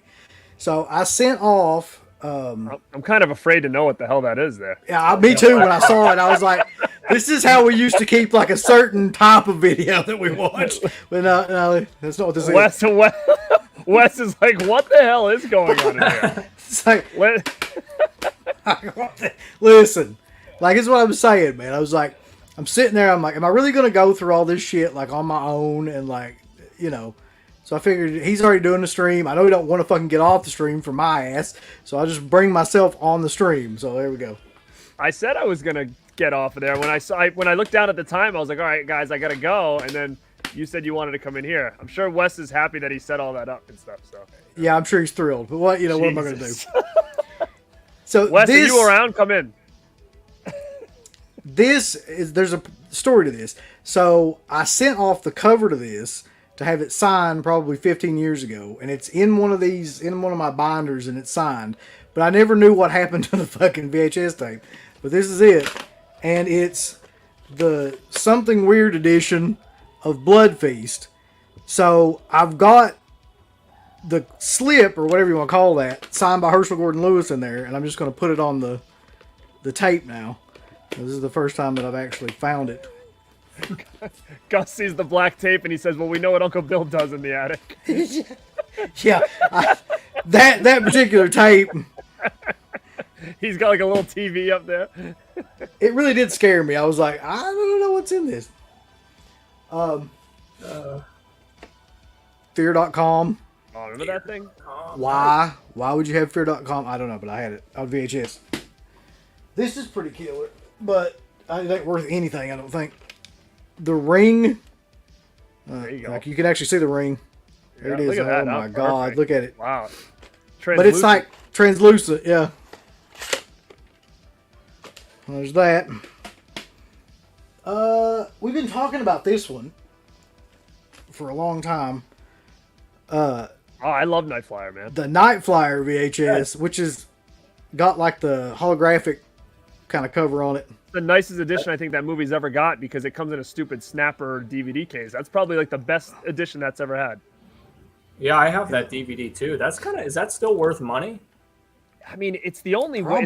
It's basically like the newest way to get it. Like, it doesn't have a Blu-ray. It doesn't have that needs an upgrade. I mean, I'm surprised someone like Screen Factory hasn't jumped on that because I think it's got a pretty small cult following.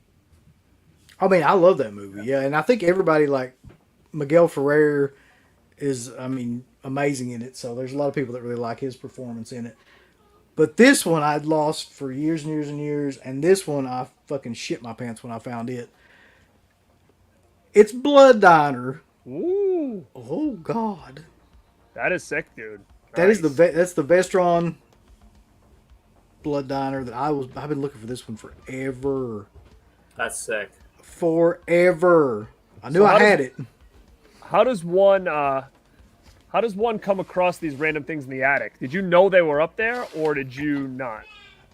I knew that there was stuff up there that I'd put in storage like years and years ago, but I did not know what the hell any of it was.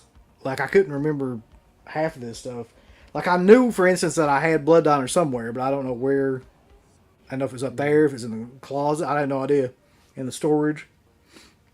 But it's probably like one of my favorite movies. It's so good, man. Now that one has to be worth at least something, right? I mean, it's worth about. I looked it up. It's the only one of these that I've shown you that's actually kind of worth something. It's worth between like $40 and $50, not depending bad. on what condition it's in. No, that's cool, man, for sure. No, you don't get this Blood Diner.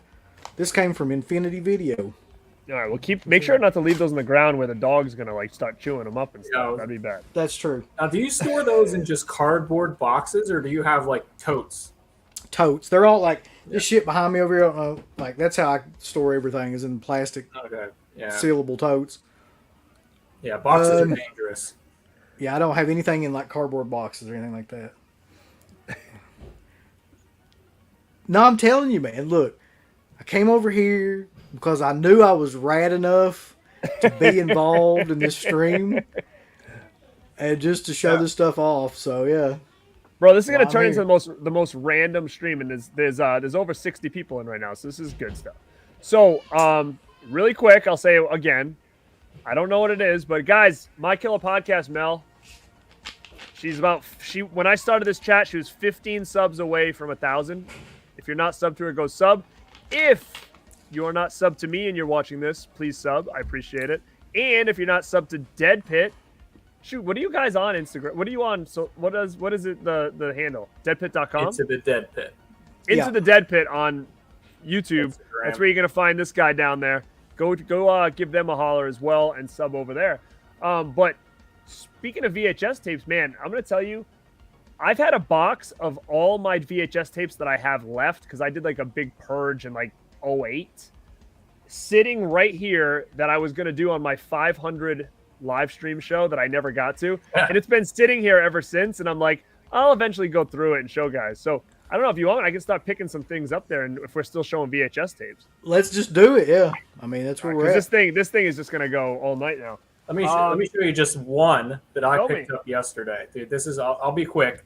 I found this for $5 yesterday. Oh, I saw you post that, dude. Look at that. I've got shit. I've got that over here somewhere. Yeah. Now it's the media tape, but it's not with like the white outline to it, but it's still the that's cool, man. That classic logo. This was $5. I checked it out on eBay, and looks like you can get maybe like $60, $70 somewhere around. Like, buddy, fuck you. Joe Bob. But yeah, I thought that I've actually got Basket Case 2 on VHS. Like, so yeah. Did you notice that they use the same artwork for Basket Case 2? Same exact picture and everything, but it just says 2. I think it's Is it a different color? Is it red? Maybe instead of I think it's red, yeah, because this one has like a purple tint to it on the back. The other one was a little different. Wait, what was that? Show me that purple tint one. I feel like I had that. What was that one? It's like a. What's the front look like of that? Oh, it's black with a purple. Oh yeah, like, no, I didn't have that one. Oh yeah, no. And then it looks like that with a barcode on top. Maybe I did. It was $5, dude. So. Dude, I mean that's a friggin' steal for sure. All right, the first one I grabbed over there is, I think I've showed this on our Anchor Bay one, but I have this clamshell like Halloween 4 still. I always thought that was a pretty cool image with like all the Myers like that.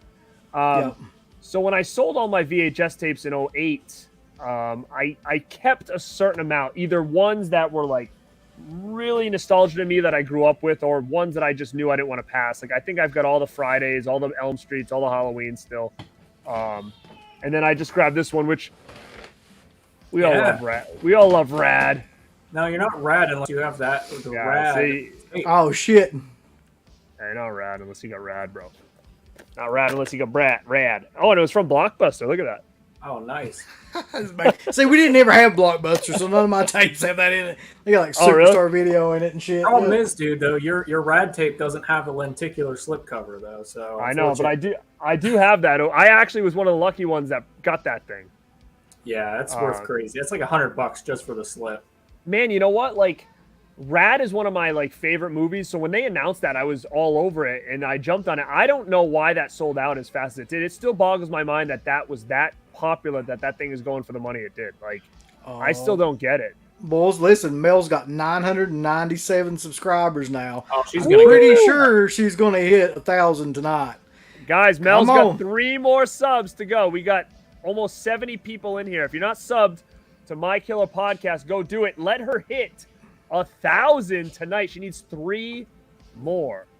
All right, we're gonna stay on all night till we get that 3. Because you know what happens is the later I stay, the more that people come in here. So. Oh yeah, dude, it's not even 11 yet. You know, the crowd hasn't showed up. God damn. Seriously. Yeah. People want to know if any of us have big boxes on hand. I don't. I've got Silent Night, Deadly Night. That's the only big box that I think I've got. I've got. But I've got a fucking palm on me right now, so I don't know if I can like get up to get it. Yeah, I got what on you, a paw? Dude, I love that. I love that song. Love Send Me an Angel. Oh, that's a great song, dude. The only big box I have, and this is actually still sealed, is the I Spit on Your Grave big box. Oh, that's awesome. And that's sealed in the plastic wrap inside there. So that one's pretty neat. That is sick, dude. I think literally nobody knows about this movie, but this is like a big box of Reckless. So this is a movie with Daryl Hannah in it. I have that Jesus, dude. I have that. I haven't even thought about that movie. DVD. Yeah. Wow. Dude, I like Reckless. That. Reckless was filmed right here in my town where I live in the 80s. My dad was working on the rescue squad with the ambulance and the fire department when they were doing some of the scenes up on the hill with the motorcycle and stuff. So, but yeah, this movie is like kind of underrated. Like, it doesn't have any release. It's got an burn on demand DVD. It's actually not bad. Like, the whole movie is on YouTube if you want to check it out. But yeah, man, like, I have Warner Archive came out with a DVD. I think of that. I think I have. Yeah, that was like the burn on demand thing. But this is kind of cool. Like, it's got the tape like just in there. But yeah, definitely. If nobody's seen Reckless, check it out. Like, it's just awesome to me to like see like my town in the 80s, like all these places that I see today, like, and then just looking at them in the 80s, it's just so sick. They also filmed Super 8, that movie, the J.J. Abrams movie. That was filmed that movie. Jesus, yeah. That was like that movie was like Stranger Things. Yeah, it was like a precursor to Stranger Things, you know? It really is, yeah. I mean, I was in high school when they filmed that. I have some cool footage of like them filming the movie. Like, I'm just like watching them film like some of the action scenes with some of the like tanks and the army and stuff like that. But I put it on YouTube way back then, and then somebody from like Paramount or Universal or whatever was like, hey, you can't put that on there. Like they found me in person. Like Jesus. Dude, like, yeah, dude, I swear to God it happened. Like I was at one of the filming things, and the whole town kind of was gathered watching them film some of these scenes. And this lady, and was that like Paramount or Universal? I can't remember which one it was that handled that movie, but this lady came up to me and she like worked for them, and she was like, I saw your video on YouTube. You gotta take that down. Thank God. I was Take like, it okay, down.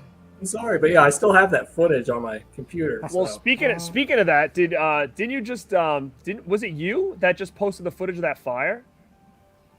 Yeah, that was me. Yeah, that was a house fire that happened here. Yeah, You were playing Nightcrawler, right?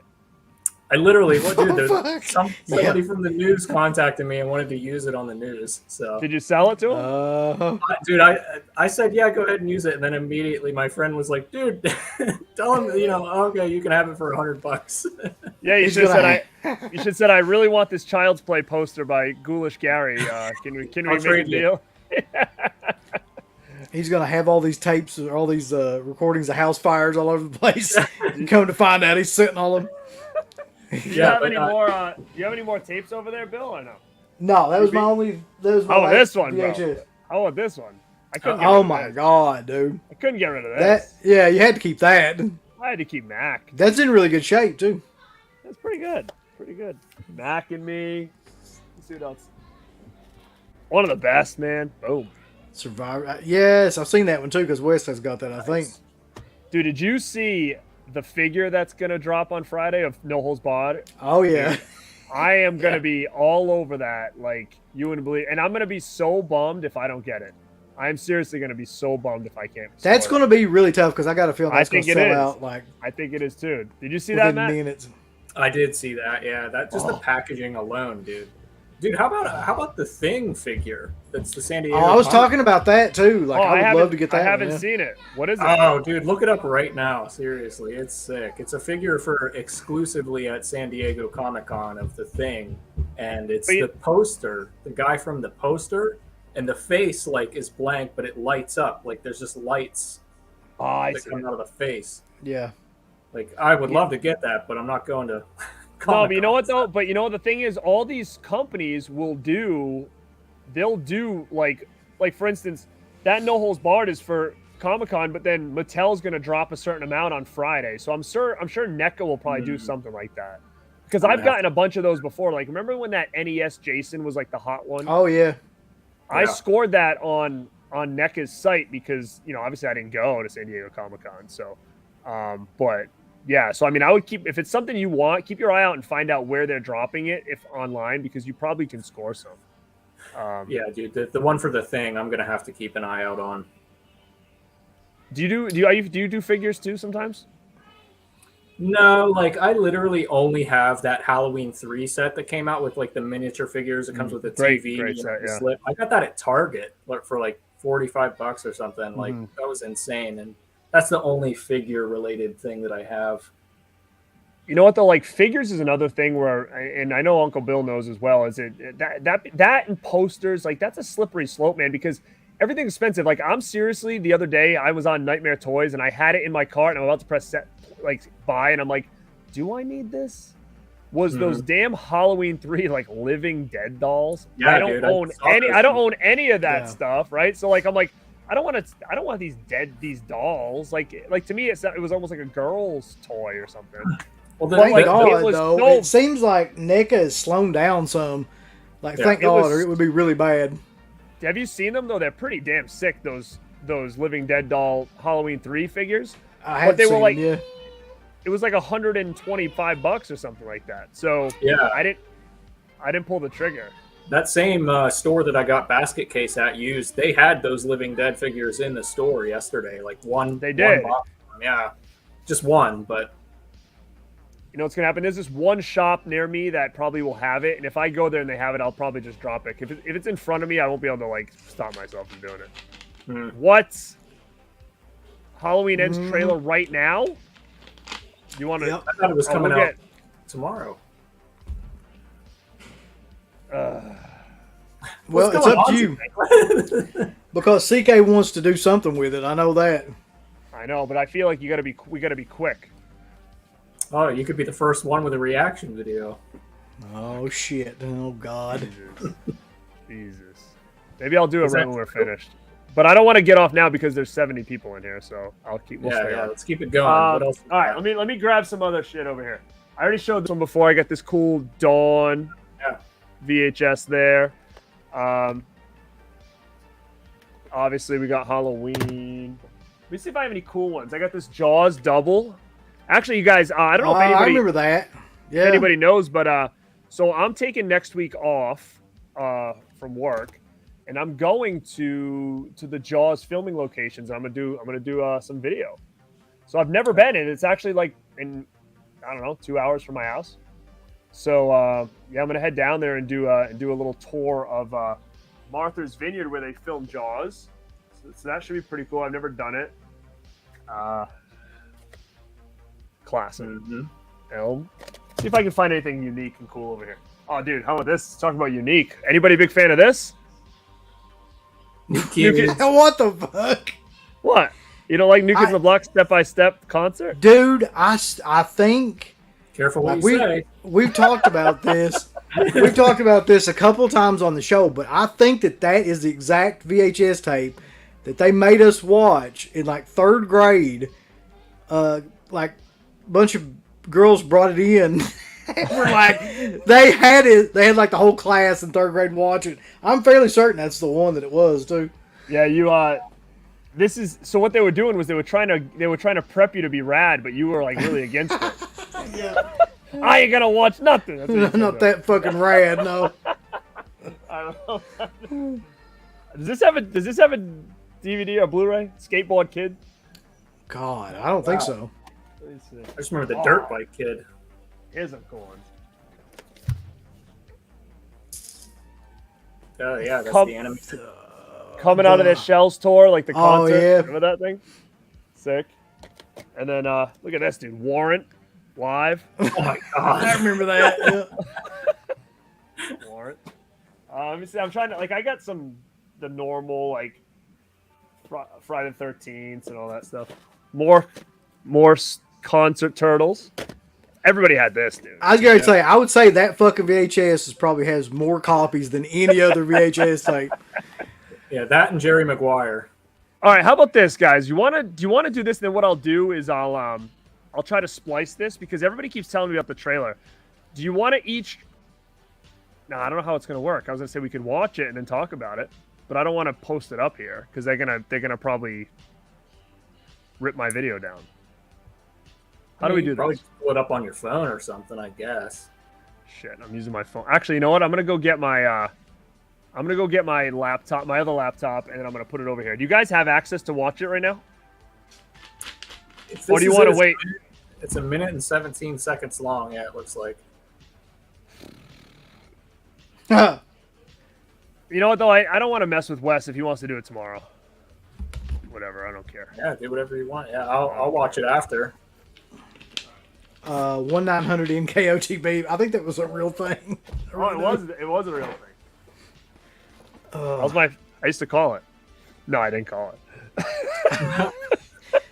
Be honest though, did you ever call any of like the WWF 1-900 numbers? No, I was so afraid to because my mom would have kicked my ass. I think I may have done that like one time. Lost Boys, of course. Yeah. Here's a sealed one, but I don't think this is worth anything either. See, I think what screws it up is these Warner Brother hits on the top, like your I think that causes these not to be valuable because this is Doc Hollywood sealed. Well, that's the same thing with like the first Child's Play had a re-release VHS that had like a banner on top as well, and I don't want that version. Like I want the one with just the classic artwork on it. Oh yeah. Oh yeah. That's baby. All right, let me go back to the chat and see because we have like 75 people in here. So let me just go back to the chat, guys. I want to see what people are saying about.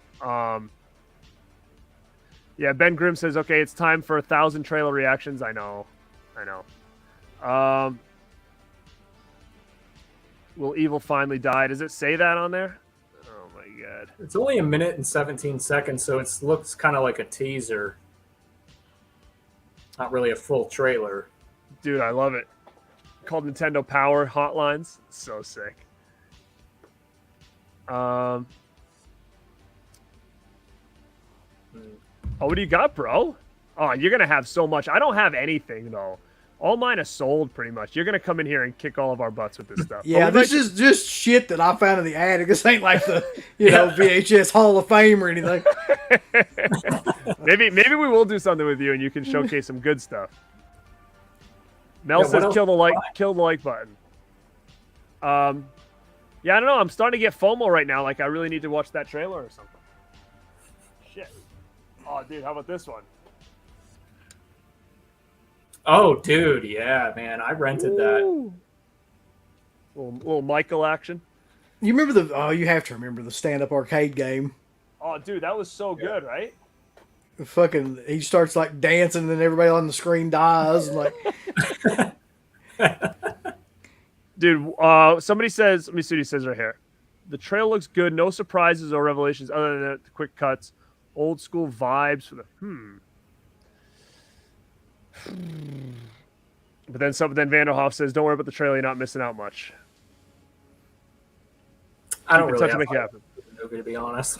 Dude, listen, like I think I'm like one of the only ones. Like I actually liked Halloween Kills. I actually liked it, and I know that nobody else did, but I'm interested in Ends. But I mean, I didn't like 18 though. Like I think I liked it when I first saw it, but then when I tried to rewatch it again, I was like kind of bored with it. I wonder, like, I haven't seen it or anything, but I just wonder, is the tagline going to be "Evil Ends Tonight"? Because that seems like just a logical fucking thing to do. Now, it's either one of those things where they hear people talk about it and say, "Oh, we're not going to do that because people are making fun of us," or they run with it because it's getting so much traction that people are saying it that they're kind of in on the joke. You know what I mean? Like, it's either going to be one or the other. See, Rob Zilla said he kind of like kills. I don't know why.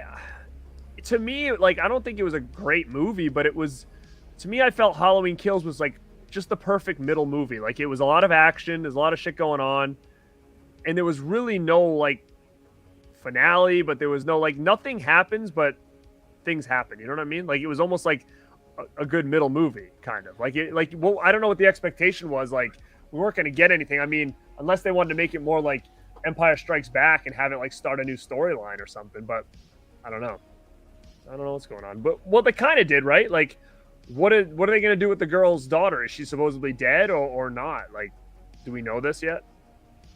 Bro, I don't even know what girl you're talking about. I forget so much about that movie. At the end, she kills Jamie Lee's daughter, doesn't he? At the end of Kills, isn't that how it ends? She goes up to the house. Yeah, that's what's her name from Judy Greer or whatever her name is. Yeah, like she goes up to the house. She's up on the top floor, and then he stabs. Supposedly, I don't think she's dead though. I'm gonna be honest. Like I think that when it comes back, like she'll have survived or whatever. Yeah, and then it'll pick up from there. Like that just seems like something that would happen. I agree. I think that the hospital scene was the worst part of Kills. I think that was just a cluster that they're chasing around that like penguin guy. Like that to me was like ridiculous. I think the worst part of it was Anthony Michael Hall, to be honest. No, you can't say that. I did. I said it. Don't do it. Don't do it. He's my buddy. No, that was awful. Everything about him in that movie's awful. When I do my room tour, you're gonna shit when I show you what I have. He's got Anthony Michael Hall kidnapped in his room. He's like, say the line. Say the line. Well, look at, how about this one, dude? This tape right here was probably like one of the most watched tapes in my childhood. This right here.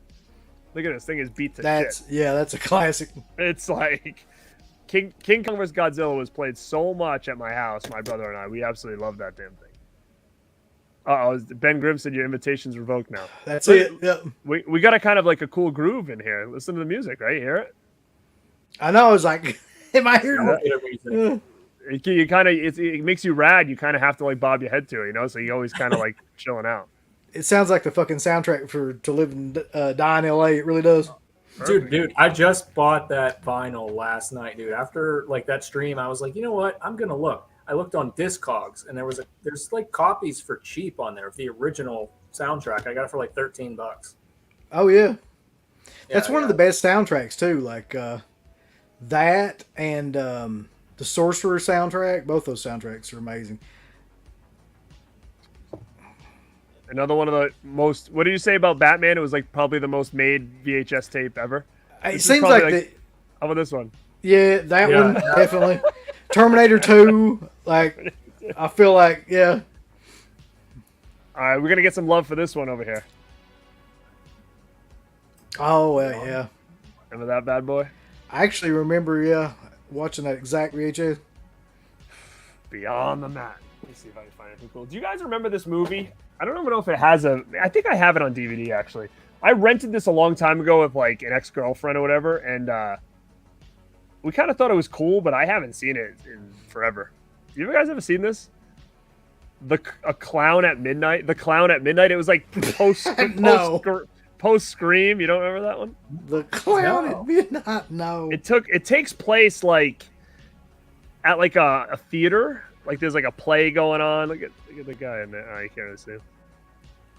No, that looks like a Vinegar Syndrome title right there. I think I have the DVD. I could be wrong, but I don't know if anyone remembers that.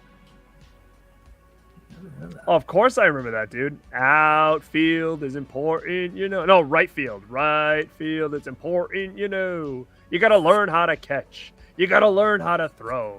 Remember that at the beginning of the Turtles tape? No, Garrett. I think you No, yeah, you do. All right, if you guys in the chat know that, you tell me. I have that tape. I don't remember that. I agree with you, Tabata. I do. Dick Warlock vibes and trailer. Yeah, man, we got to do a stream because we need to talk about this timeline bullshit that's going on. I have a big problem with that. This whole let's pretend Halloween 2 doesn't exist. Dude, it's not necessary at this point. Like, let's pretend Halloween 2 doesn't exist. And then, like, they never do anything to really pretend it doesn't exist, really.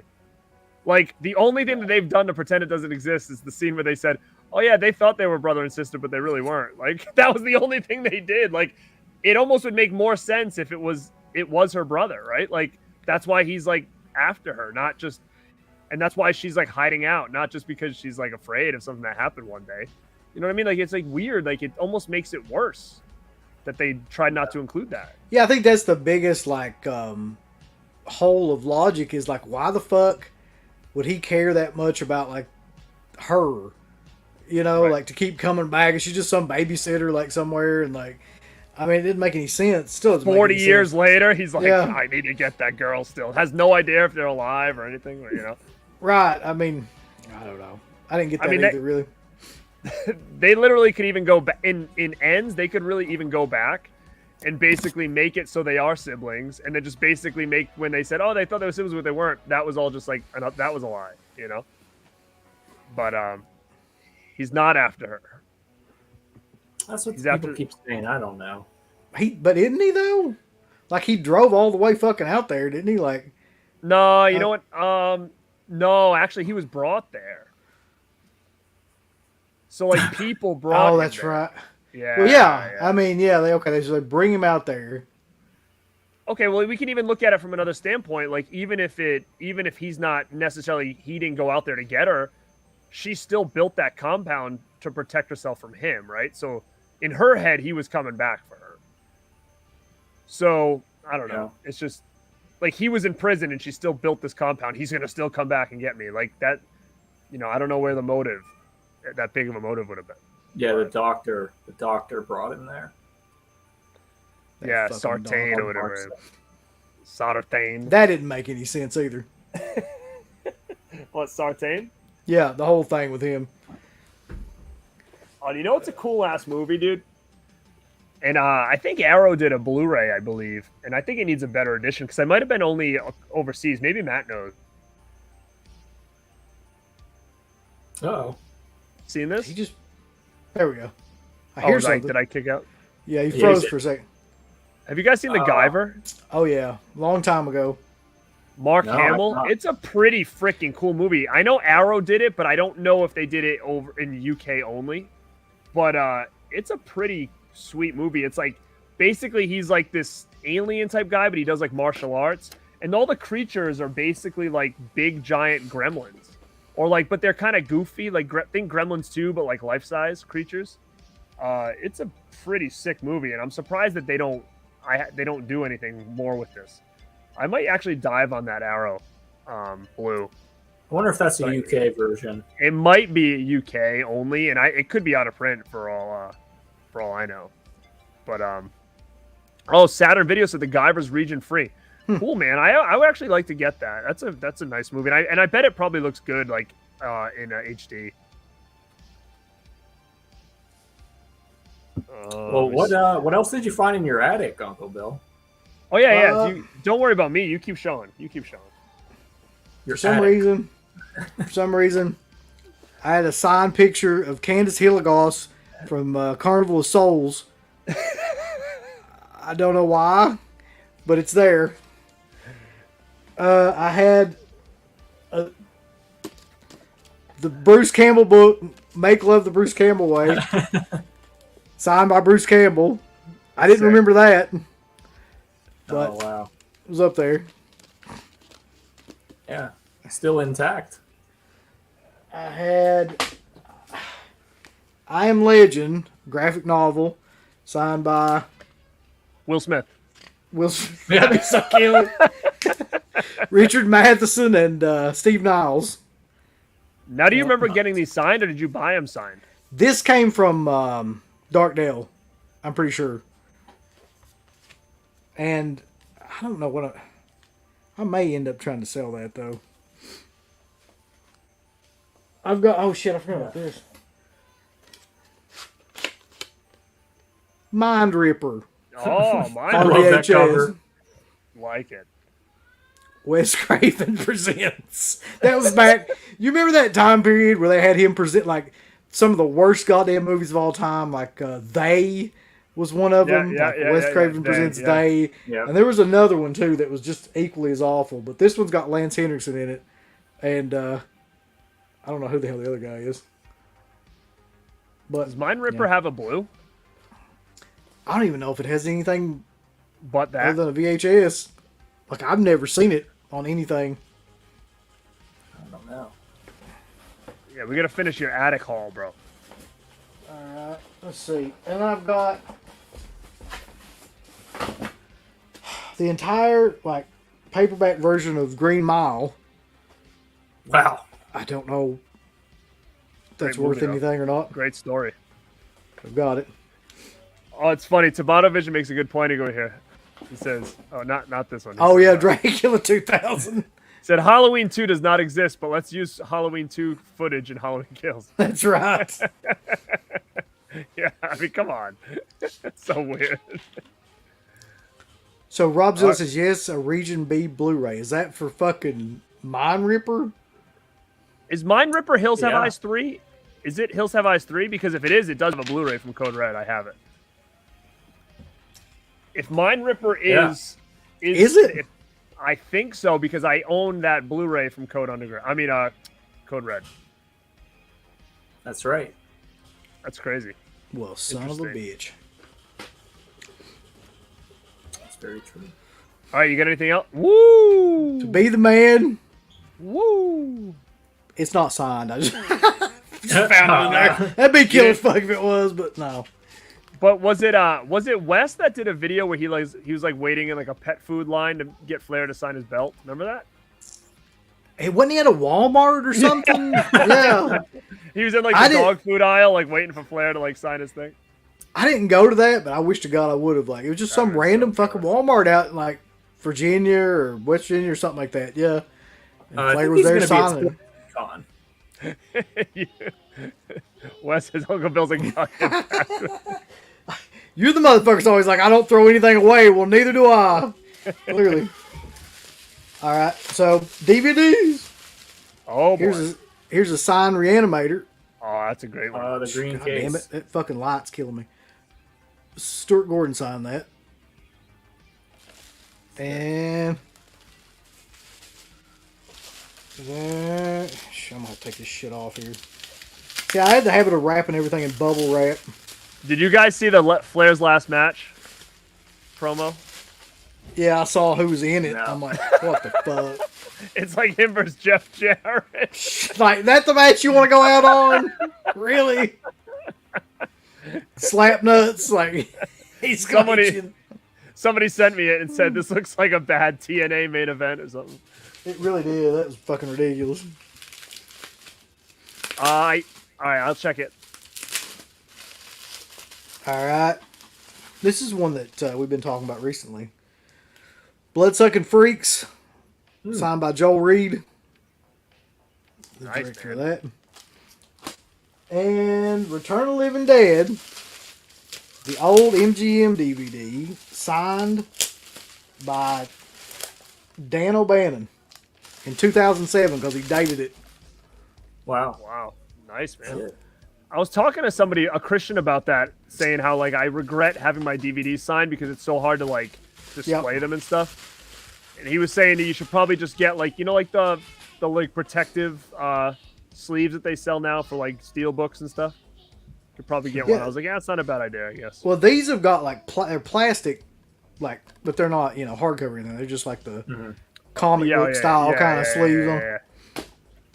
I had Sid Haig sign the back of my House for Thousand Corpses DVD when I met him, and it's like so hard to see. Like he didn't sign it in silver; it's like in like a blue ink, and it's like I feel bad. Like I like that I have it, but I feel bad that you can't even really like see it on there. Dude, his signature is the weirdest look. It looks like some sort of weird like alien writing or something. Like you can't make out like what it is.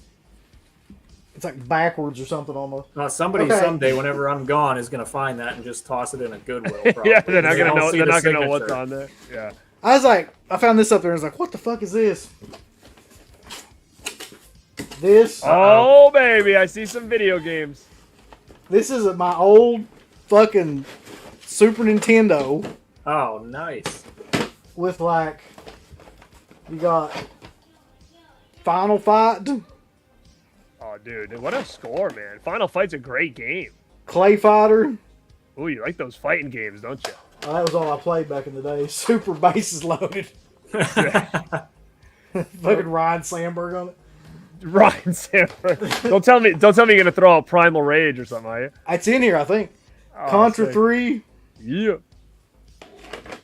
This has got to take you all back. Well, at least take Garrett back. Super Ghouls and Ghosts. Oh, yeah. Oh, man. You know what's funny, though? Dude, I never had Super Nintendo. That's the one system I never got. I was a Genesis guy. Super Nintendo is better. What the fuck? I went Nintendo right to Genesis. Yeah. Guys, if you want to hear that story, check out my old video. Type in Born to be Rad Sega Genesis. I tell the whole story of my brother. You didn't have a Super Nintendo? No. Damn. Well, you talk about me not being rad, motherfucker. Yeah, but dude, listen, Genesis does what Nintendo don't. Shut up. That's damn tagline. Mortal Kombat 2. They won me over with that. Street Fighter 2, that's probably the one I played the most of anything. Oh my god, this one. Combat Tribes. That was like, it was like Bad Dudes or something like that. Oh, Bad Dudes, I remember that, yeah. Was Combat Tribes like a SNES exclusive? Shit, probably, yeah. Like this one was, for sure. Star Fox. Oh, yeah, that's definitely a Nintendo title. Probably one of the best games ever made. Castlevania for Super Nintendo. I did jump back to Nintendo 64, though, from Genesis. I'm glad that you did. ActRaiser. Oh, I remember that game. Yeah, Played that game a ton. And Fatal Fury. Oh, dude, Fatal Fury is bomb. That guy in it, Axel, he was rad, dude. Also, though, I forgot about this completely. I don't know where this thing's at. It's probably long lost. Do you remember the Super Scope 6? Does anybody remember the Super Scope 6? That big bazooka thing? Yes. I had that. You were like... I would love to find that somewhere, but I didn't find it, but I found the game that went with it. That's funny. But that's it for that part of it. Yeah, dude, you gotta plug that in and see if it still works. I've got to clean it first. It looks pretty fucking rough. Do you remember Final Fight? I think it was Final Fight. Hager was like the wrestling mayor or whatever. Yeah. I love it. You had Cody, Hagar, and Guy or something. Something like that. Guy or something. Like he was the karate guy or whatever. Yeah, That's funny. That's like all precursor to like Streets of Rage and all that stuff. So I've only got one thing left. Saturn Video says you can play Terminator 2 with the Super Scope. Really? You're gonna get it Big now. killer. You didn't have the thing where you what's the thing where you look inside and it was like just red? It was like the glasses. What was that called? Oh yeah. No, I never had called? that, but I know what you're talking about. It was like, was it the virtual, like the 3D thing? Virtual boy. Yeah. Yeah. And it had like a tripod stand too that you could like sit like were you gonna sit at the table like this? Yeah, that was fucking. A lot of that stuff was junk, man. A lot of it didn't work at all. Like the bazooka didn't work hardly at all. The power glove never worked. The virtual thing never worked. Like I don't think any of that. Maybe did the mat work? Do you remember the NES mat? Oh yeah, the power pad. Yeah, did that work? Like at all? I think it worked. My neighbor had that, and we used to play the little track and field, and we'd have to run really fast and jump. It worked pretty well, yeah. Surprisingly. Yeah, it's amazing, man. All right, I got one last thing though. All right, we'll do a little finale. I've talked about it. I don't think I've ever shown it, so we'll see. All right. Maybe I have, maybe I haven't. Who's to say? 1 second. Uh-oh. Stuntman Mark still has Virtual Boy. Yeah, like the only thing I have is that. Remember that they just like what was it like 5 or 6 years ago? They came out with that mini NES that has like 30 games preloaded onto it. Yeah, I have that, and that thing is like I went and got that at midnight at Walmart, and I was the last person in line. Like they only had a certain amount of copies of it. I got like the last one, and I think that thing is still worth good money on eBay. I think it was $60 when it came out, though. Yeah, I have that, and I have the Sega Genesis one. Did they ever do a Super Nintendo Mini or no? I don't know if they did a Super Nintendo. Oh, baby. Is that a jacket? So this is a crew jacket. Dude, wow. People Not are going to be dead. People are going to freak. Tabato's going to freak in here when he sees that, you know. So you see the top. Awesome. The top says 1968, and the bottom says 1990. So this is the remake crew jacket. And on the inside of it, you've got the guy, Bill, who was one of the sound guys. You can look him up on on IMDb. And that's who I guess it belonged to. Identity Inc., New York, New York. But yeah, this is a crew jacket from Night of the Living Dead 90. Dude, that's insane. Goodwill or something? No, I actually bought this off of Eric Kent, Axlis, who's a part of the Garf Foundation and all that stuff now, the George Romero Foundation. And he always said he regretted selling this to me. Well, tough shit. You ain't getting it back. Does it fit? Like, could you wear that? Yeah, I'm pretty sure I could. I think it's a large. Bro, if we meet at the drive-in thing, you gotta wear it. Yeah. That'd be so killer. That'd be so killer. When we go to the mall, we'll go to the Dawn Mall and you can have your Night of the Living Dead jacket. You know what the weirdest part about it is? I've never seen like anything like it's purple. The sleeves are purple, and and the back, is the kind of reddish purple, and the rest of it's black. I've never seen one that's like purple sleeves. Like Bro, that. Listen, you just got close to the Rad Pack with that jacket. You know that, right? Yeah, close. I feel like I'm closing in on it. Yeah. Yeah, like if a Night of the Living Dead jacket with some purple sleeves is getting pretty Rad Packish, if you ask me. Yeah, it's not a windbreaker though. That's the thing. No, it's like I don't know. I like it. No, that's a cool one. That's like a varsity letter jacket or something. Isn't it? It's exactly what it looks like. Yeah, it looks like one of those old letter jackets that you see. Man. That's something that like Sean Clark would want to have in his collection or something. Right? I agree. Yeah. Yeah, that's one of the few. And Uncle Bill's just got it in his attic in like a ball or whatever. next to his Nintendo. Next to a fucking 1990 Nintendo. Bro, honestly, if I were you, I would I don't know if there's room in this room to put a hanger on the wall and hang that thing. That thing that's a very unique item. Well, now that I found it, I'm probably gonna have it framed you see people frame. Oh yeah. I have a bunch of that stuff done. You can go to we have a place over here, Michael's Crafts. I don't know if you guys have it, but they do you buy the jersey frames, and I have the drive jacket framed. I have the warrior vest framed. I have the Cobra Kai and the Miyagi Do gis framed. Like, Yeah. so you can just buy one of those and frame that thing right up. Yeah, no doubt, easily. That's what you should do for sure. I think Do you have a spot that you can hang it? Oh, fuck. No, but I mean, I could take one of these things down easily. Yeah. I would. Yeah, I would there's definitely. a couple of you. So unique, man, for sure. Mel says she wants to get in the Rad Pack. You might have to put that on and do the Haim dance, and then we'll consider it. Yeah. I'll do that in one of the next shows. Yeah. But hey guys, listen, like we're closing in. One of my headphones just died, so I'm assuming the other one's probably next. Guys, thanks so much for coming on. I know this started as like a Severin Hall, so I might have to reword the thumbnail and stuff because this just kind of went off the rails here. Dude, this is a massive, crazy stream. Like, this is so, I mean, but you know what? Some of the best stuff comes out of that when you do that, so. Oh, for sure. I mean, again, think about everything that we did tonight. We talked about our Severin Hall. We talked posters, which I never get to do. You came in and talked about all your attic finds. We got Mel to 1,000 subs. I mean, like, and the Ends trailer just dropped, which we're going to go watch right now.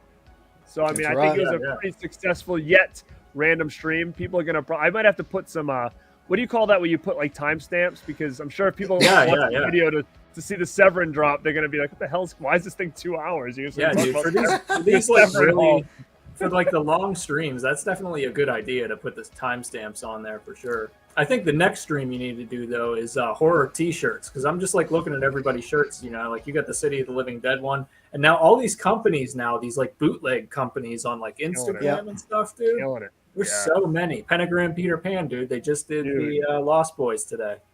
What? Yeah, dude. They just dropped it right before you went live, I think. Somebody does. Are those the guys that do like the mock-ups where like I love those mashups? Like I bought like it says the Lost Boys, and instead of Tim Capello, it's Bon Jovi. And it just says the Lost Boys, and it's Bon Jovi with a headband like singing, and it says the Lost Boys on it. They do like all these weird mock-ups. Yeah, it's funny. I think it was Peter Pan though that did the Lost Boys one. They just posted it earlier, so you have to check that out. Yeah, man. I basically had worked all day and then came on and ate and then came on to this. So I got a lot of things to catch up on. I got check out all that stuff. I got to watch the Ends trailer, and then maybe oh, he said Tabata says that T-shirts the shit. Pentagram Peter Pan's awesome, guys. They're great company. But thank you to everybody who hung in here tonight and watched. Dude, I appreciate it. We were up at like in the high 70s, so which is huge for a stream for me. So thank you guys again. I appreciate that. And find me on Instagram, find Dead Pit on Instagram, Phantasmat on Instagram. Subscribe to this channel if you're currently not. Thank you guys for everybody who went and subbed to My Killer Podcast. Mel, she's great. And make sure to sub over at deadpit.com. And you want to say thanks for watching, like always. UB, you want to say it? Stay rad.